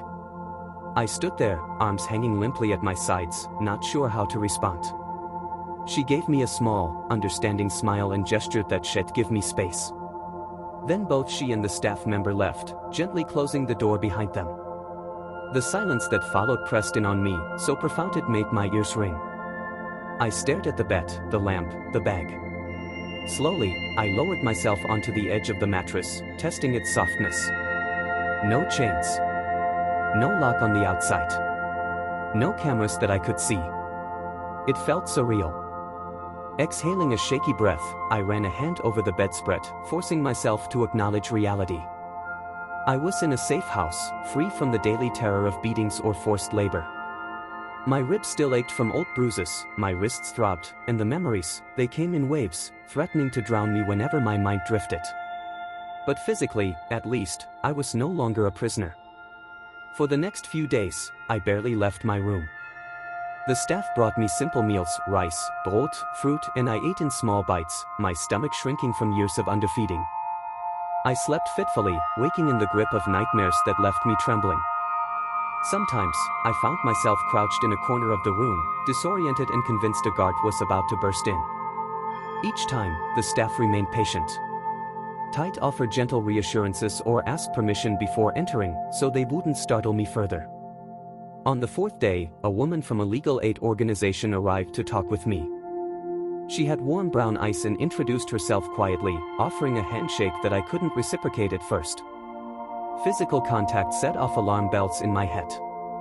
Sensing my discomfort, she withdrew her hand, unoffended. "I'm here to help you understand your rights," she explained softly, settling into a chair across from me in the small living area. "There will be legal proceedings against the traffickers. Your testimony could be crucial, but we won't force you to do anything you're not comfortable with. My job is to make sure you're protected, legally and physically. Testify." The word rang in my ears like an echo from a distant canyon. Could I even speak about what happened without falling apart? The nightmares were bad enough. To recount my years in bondage, detail each beating, each humiliation, felt like reliving the trauma. My chest tightened. She must have noticed my distress because she spoke again, gently. "We can take it slowly. For now, all you need to know is that you have support. If you choose to give a statement, VLL, make sure it's done in a setting that feels as safe as possible. And if the traffickers try to retaliate, we have ways to protect you. I swallowed against the lump in my throat. The tall man's face flashed through my mind, his cold, calculating stare. Was he behind bars yet? The raids had dismantled a significant portion of the network, but I'd heard rumors that he might have fled, slipping through a net of corruption. A fresh surge of anxiety prickled at the back of my neck. I don't know if I can, I whispered, words stumbling out in a trembling breath. What if he's still out there? She leaned forward, hands folded in her lap. We're coordinating with law enforcement agencies across multiple regions. Many arrests have been made, and there are international warrants for the ringleaders who remain at large. It's dangerous, I won't lie to you. But we have experience safeguarding survivors in witness protection programs if it comes to that. Witness protection. The concept sounded like a movie plot, not something that could apply to me. I nodded, then stared at the floor, my thoughts swirling. The lawyer's calm presence did little to still the storm in my chest, but at least I knew I wasn't alone. She left me a stack of pamphlets about survivors, rights, therapy services, and shelters. It felt overwhelming. That night, I dreamed of the estate again, the flickering light bulb in my dingy cell, the moans of other captives drifting through the walls, the sickening crunch of a guard's boot. Waking up drenched in sweat, I pressed a hand to my racing heart, biting down on a screen. The walls of the safe house came into focus, yellow paint, a small lamp, no bars. I was free. But I also felt like I was still there, 5 years pinned to my skin like an inescapable brand. Days turned into a tentative routine. The staff encouraged me to join brief therapy sessions. There was a counselor, soft-spoken, with empathetic eyes, who specialized in trauma survivors. I dreaded the idea of talking, but she reassured me that simply being present was enough for a start. So I sat in on group sessions, listening to others share their stories. Each account was harrowing, a mosaic of pain and resilience. Some survivors had endured months of captivity, others, like me, had been held for years. We rarely made eye contact, each lost in our own labyrinth of trauma, but there was a tacit understanding, we'd seen the dark side of humanity and survived. When the counselor invited me to speak, I found my throat locking up. The words wouldn't come. In the hush that followed, a woman next to me, her arm tattooed with a number used by traffickers, placed a hand gently on my shoulder. She said nothing, just a small, supportive Gesture. Tears welled in my eyes. In that silent exchange, I understood, our stories might be different, but our scars bound us together. Bit by bit, I started to talk. Halting sentences, scattered memories, half apologies for not remembering everything clearly. My voice shook, and sometimes I had to stop because tears choked me. Nobody rushed me. The counselor nodded encouragingly, occasionally asking gentle questions to keep me grounded. It was a slow, painful process, like peeling back layers of burnt skin to let air in. One afternoon, as I was pacing the small backyard, trying to catch my breath after a flashback, I heard commotion by the front gate. Staff voices, raised, then hurried footsteps. My stomach lurched, bracing for the worst. It turned out to be a pair of detectives from law enforcement. They wanted to interview me in person, if I felt ready. Their presence filled me with dread, but also a strange sense of relief and assurance that real authorities were involved, that the traffickers' empire was under siege. I knew I couldn't hide forever if I hoped to see them brought to justice. The staff arranged the interview in the living area. The detectives were courteous, removing their hats when they came in, speaking softly. Still, the sight of official badges and sidearms made my heart pound. I sat on the edge of the couch, fingers twisting together in my lap. The older detective started by thanking me for my courage. His words felt foreign, I didn't feel courageous at all. I felt like a raw nerve, exposed and trembling. They asked about the tall man, showing me a series of photos. I identified him immediately, a chill running down my spine as I saw that familiar face staring back from the image. Then they showed me pictures of other men, guards, associates, blurred surveillance captures. Some I recognized from the estate, the forest cabin, the bunker. Others were unfamiliar. My chest tightened as I sorted through them, one by one. Each face was a shard of my nightmare. They asked about locations, the warehouses, the cabins, the dock, the estate. Any detail I could provide might help tie these crimes together. My mouth went dry. Memories flooded me, rusted trucks, flickering bulbs, cold floors. Recounting them in the safe house living room felt surreal. The older detective nodded solemnly, scribbling notes. After an hour, they let me rest. The staff brought me water, and my hands shook so badly I spilled half the glass. The younger detective spoke up then, his voice softer. "I know it's not easy," he said. "But your testimony, your memories, they could put these people away for good." He hesitated. "We also want you to know that some of your captors are already in custody. We're still rounding up others." In custody. The phrase weighed on me. My mind flashed to the tall man, the architect of so much suffering. If he was behind bars, I might finally sleep without dreading his voice in the hallway. Did you catch him?" I croaked. The detectives exchanged a glance. The older one cleared his throat. "We believe he fled the region shortly before the raids began. There are warrants out for his arrest, both nationally and internationally. We have strong leads on his whereabouts, but we can't confirm anything yet." A hollow pang of disappointment stabbed my gut. He was still free. Fear coiled through my veins like poison. But at least his network was being dismantled, piece by piece. Maybe that would reduce his power, limit his reach. The detectives offered to keep me updated, then left, promising tight return if they needed more statements. In the weeks that followed, I struggled with a new kind of anxiety, the knowledge that my tormentor roamed somewhere outside my safe bubble. But at least now, I had support, counselors, lawyers, staff, and other survivors who understood. With their help, I started to unravel the trauma woven into every corner of my mindestens. Sometimes, I managed to sleep a few hours without jolting awake in a cold sweat. Progress, Hovefa fragile. Legal proceedings advanced. A prosecutor came to the safe house, explaining that my testimony might not be limited to a written statement. In many trafficking cases, survivors are asked to appear in court, sometimes behind closed doors or via video link, to protect our identities. Just the mention of a courtroom set my teeth on edge.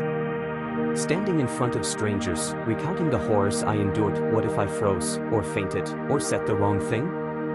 The prosecutor assured me I could have a support person, maybe my counselor, at my side.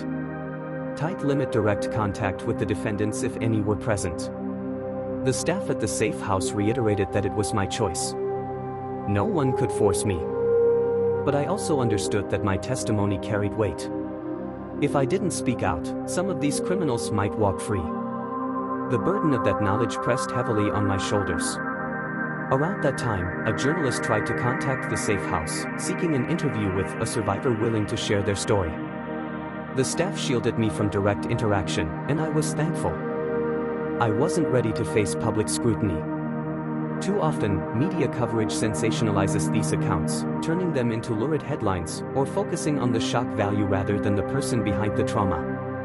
I told the staff I wanted privacy, at least until the legal process was farther along. Spring buds emerged on the hedges outside, a quiet reminder that life kept moving forward regardless of my inner turmoil. Some days, I ventured onto the lawn, letting the sun warm my face. Other days, I hid in my room, blinds drawn, paralyzed by flashbacks. The staff never rushed me. They offered therapy, medical checkups, short walks if I felt up to it. The more I engaged, the clearer I saw the depth of my wounds. My memory was patchy, my ability to trust others near zero. But a small spark of determination kept me from surrendering to despair. I'd come this far. I owed it to myself and to those who did survive to keep fighting. One sunny afternoon, the counselor proposed an exercise. We would stand in the backyard, eyes closed, focusing on the present moment's sounds and smells. The gentle rustle of leaves, the faint smell of cut grass, a dog barking in the distance. At first, it made my heart race. I was used to being hypervigilant, scanning for threats. But slowly, I realized nothing in this place wanted to harm me. The gentle breeze was just that, a breeze, not a sign of impending doom. Tears leaked from the corners of my closed eyes as I let myself absorb the safety of that moment. Behind the scenes, the legal aid team and detectives continued their pursuit of the tall man and his affiliates. Rumors surfaced that he'd been spotted in another country, hiding under a false identity. I braced for news of his capture, but none came. It was a lesson in patience. Large criminal enterprises don't collapse overnight. A part of me wondered if I'd ever truly feel safe knowing he was out there. Yet each day, I gained tiny increments of confidence. I could walk into the common area without flinching. I could talk softly with the staff or other survivors, learning basic facts about them. We rarely dwelt on each other's horrors, too painful and too personal, but we found solace in shared experiences of cautious laughter over small victories, a good night's sleep, a letter from a family member, a day without panic attacks.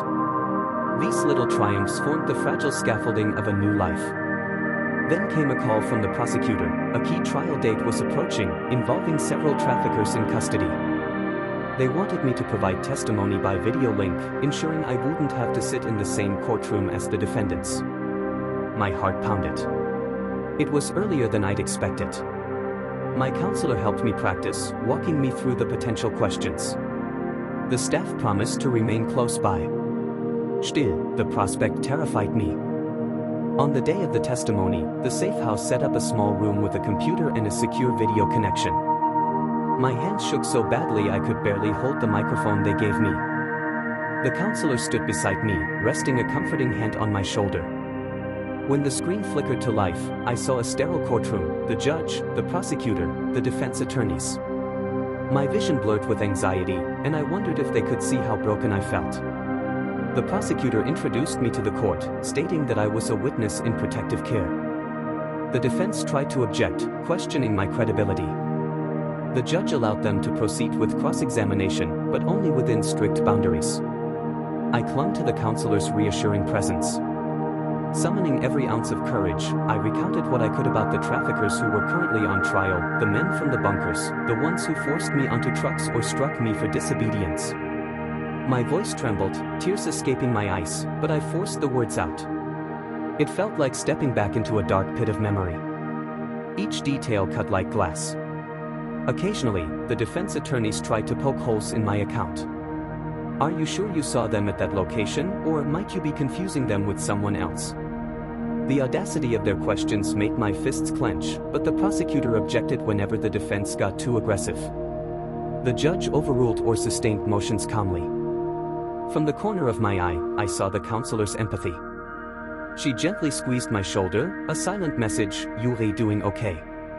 When it ended, I slumped back in the chair, exhausted. The judge thanked me for my testimony, acknowledging the difficulty of speaking about such traumatic experiences. The video feed cut off. I stared at the blank screen, drained and shaky, struggling to remember how to breathe. The counselor handed me tissues, and I realized my face was wet with tears. Relief and fear intermingled, relief that I'd spoken my truth, fear of possible repercussions. News trickled in weeks later, some of the defendants had been found guilty.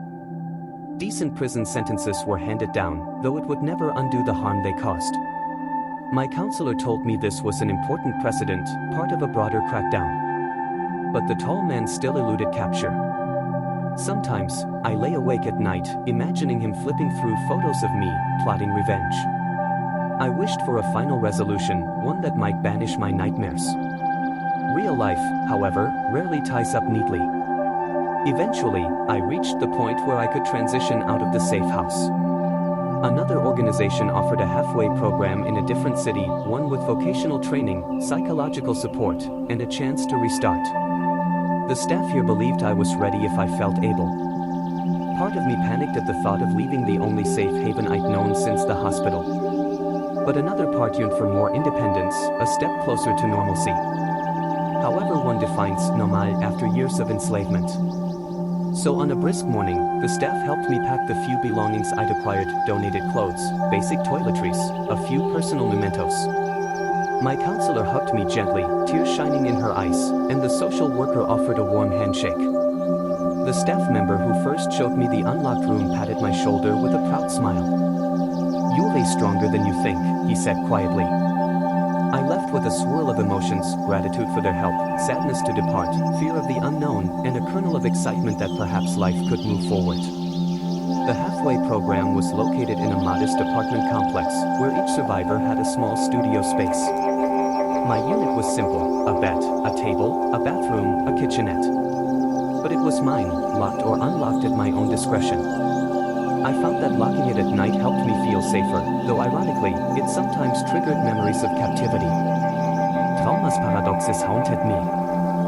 Therapy continued weekly, sometimes twice a week. My counselor had referred me to a local specialist in PTSD. Our sessions were grueling, reliving flashbacks, learning grounding techniques, practicing ways to cope with triggers. We tried methods like guided imagery, journaling, slow breathing. The nightmares did vanish, but I learned to write them out, reminding myself that I was no longer trapped. On rare nights, I slept through without waking in panic. Gradually, I met a few neighbors. Some were also survivors of trafficking, others were refugees from different tragedies. We bonded quietly, sharing small tasks like cooking communal meals or tidying the hallway. None of us were fully healed, each carrying invisible wounds. But companionship helped. We told jokes, or as close to jokes as we could muster, to lighten the mood. Sometimes, the laughter turned to sobs, and we told each other in the corridor until we could breathe again. Through a job placement service, I found part-time work in a small cafe run by someone who understood the complexities of trauma.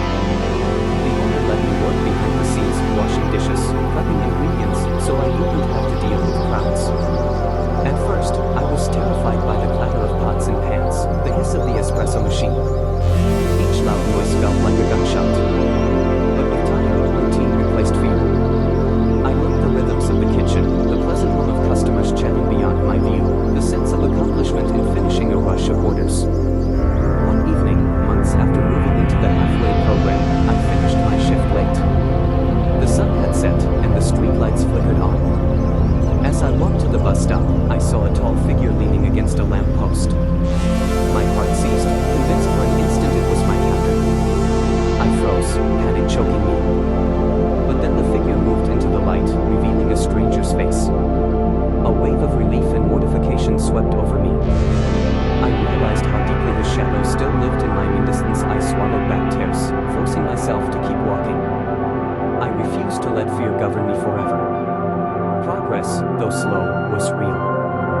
Therapy sessions felt a little less suffocating. The staff at the halfway house said they saw improvements. I had fewer flashbacks, engaged more with others, sometimes even cracked a wry smile. Yet I still had days of crushing despair when I couldn't bear to leave my apartment. The memory of the dead girl at the docks, or the echo of that final explosion at the bunker, would spiral me into a void. On those days, I allowed myself to grieve, to acknowledge the sorrow that might never fully disappear. Legal updates trickled through the grapevine: more traffickers arrested, more convictions.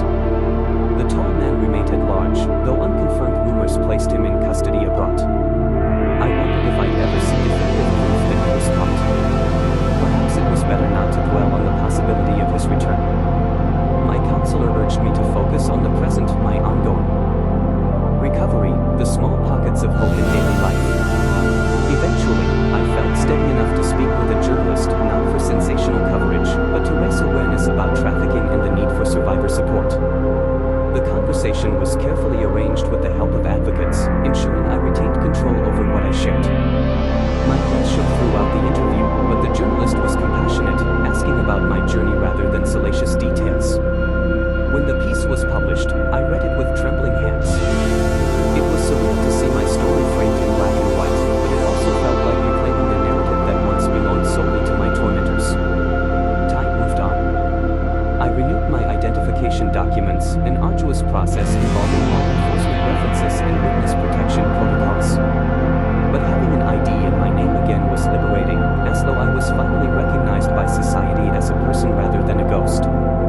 With that ID, I opened a small bank account. The first time I deposited a paycheck from the cafe, tears welled up. I was earning legitimate money from my own labor. A far cry from those endless days of forced servitude under threat of a beating. Life settled into a semblance of normalcy I never thought I'd experience. I cooked my own meals, took short walks in the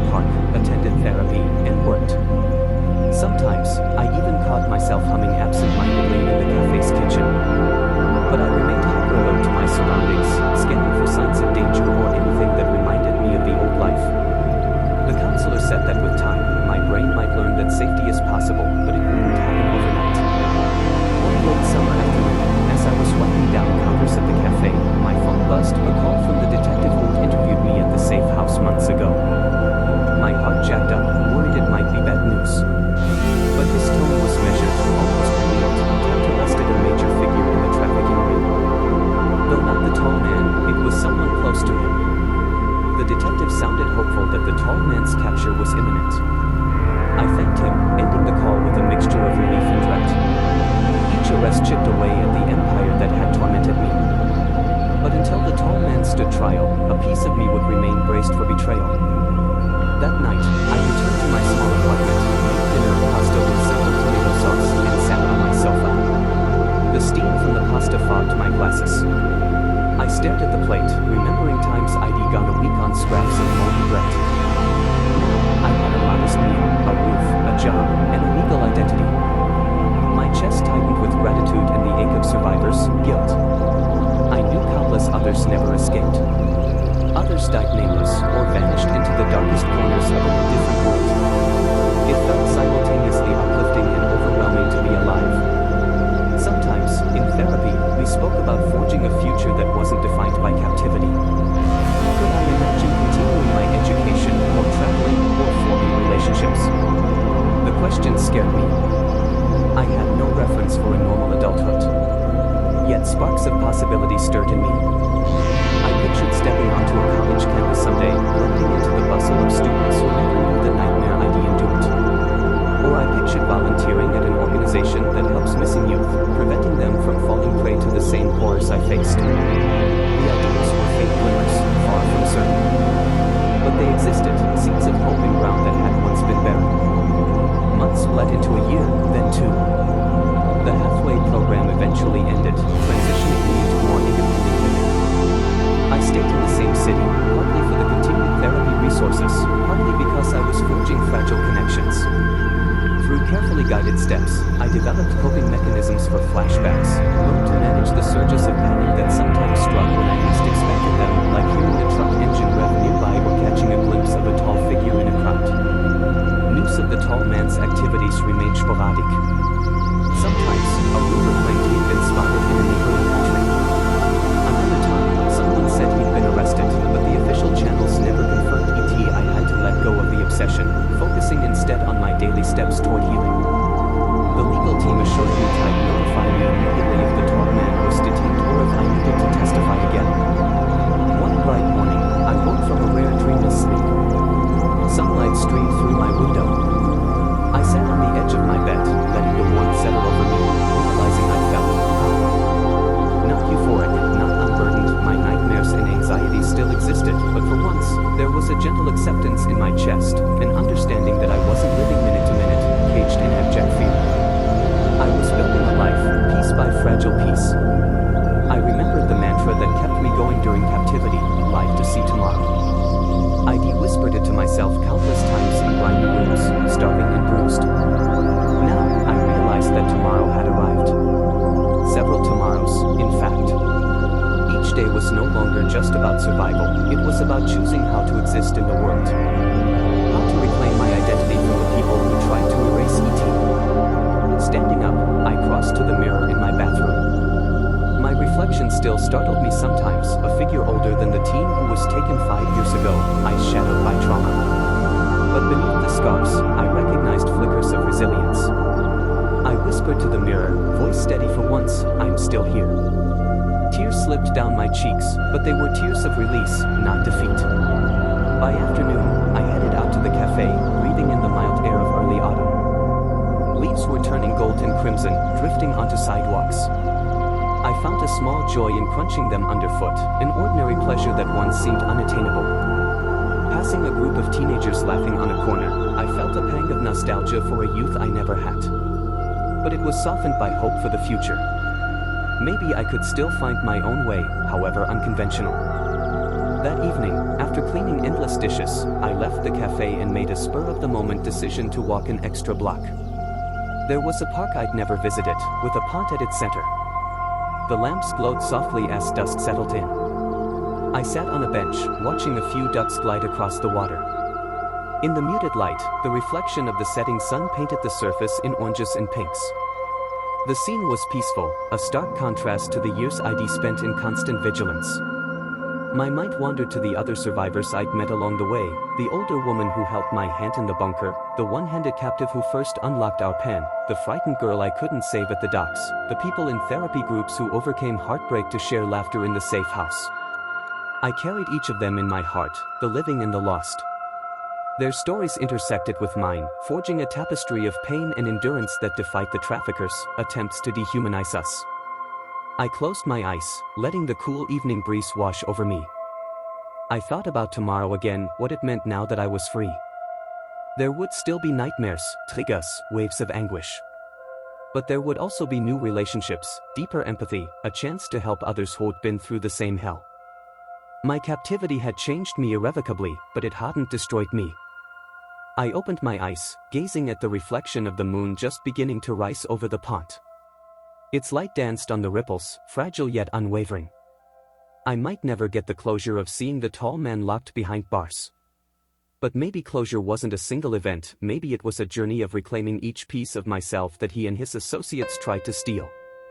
Whether I eventually faced him in court or heard secondhand of his arrest, I now understood the real victory was living on my own terms, day by precious day. Standing from the bench, I inhaled, letting the crisp air fill my lungs. The sky was deepening into twilight. It was time to head home to my little apartment, to the bed I could lock or unlock at will, to the place where I could cook my own meals and rest without awaiting commands. My scars would linger, inside and out. The memories would resurface, some days with punishing force. Yet I was no longer trapped. My steps felt lighter as I walked away from the pond, leaving footprints among the fallen leaves. Yes, I was held in slavery for 5 years. Yes, I escaped. That past still shaped me, but it didn't define every breath anymore. Tomorrow was mine to claim, each new sunrise a testament to survival, each choice a quiet rebellion against those who tried to break me. In the hush of that autumn evening, with the moon overhead and distant city lights flickering, I felt a sensation I hadn't allowed myself to feel in years, the faint, steady glow of hope. And with that hope came the unshakable realization that, at long last, I was truly alive.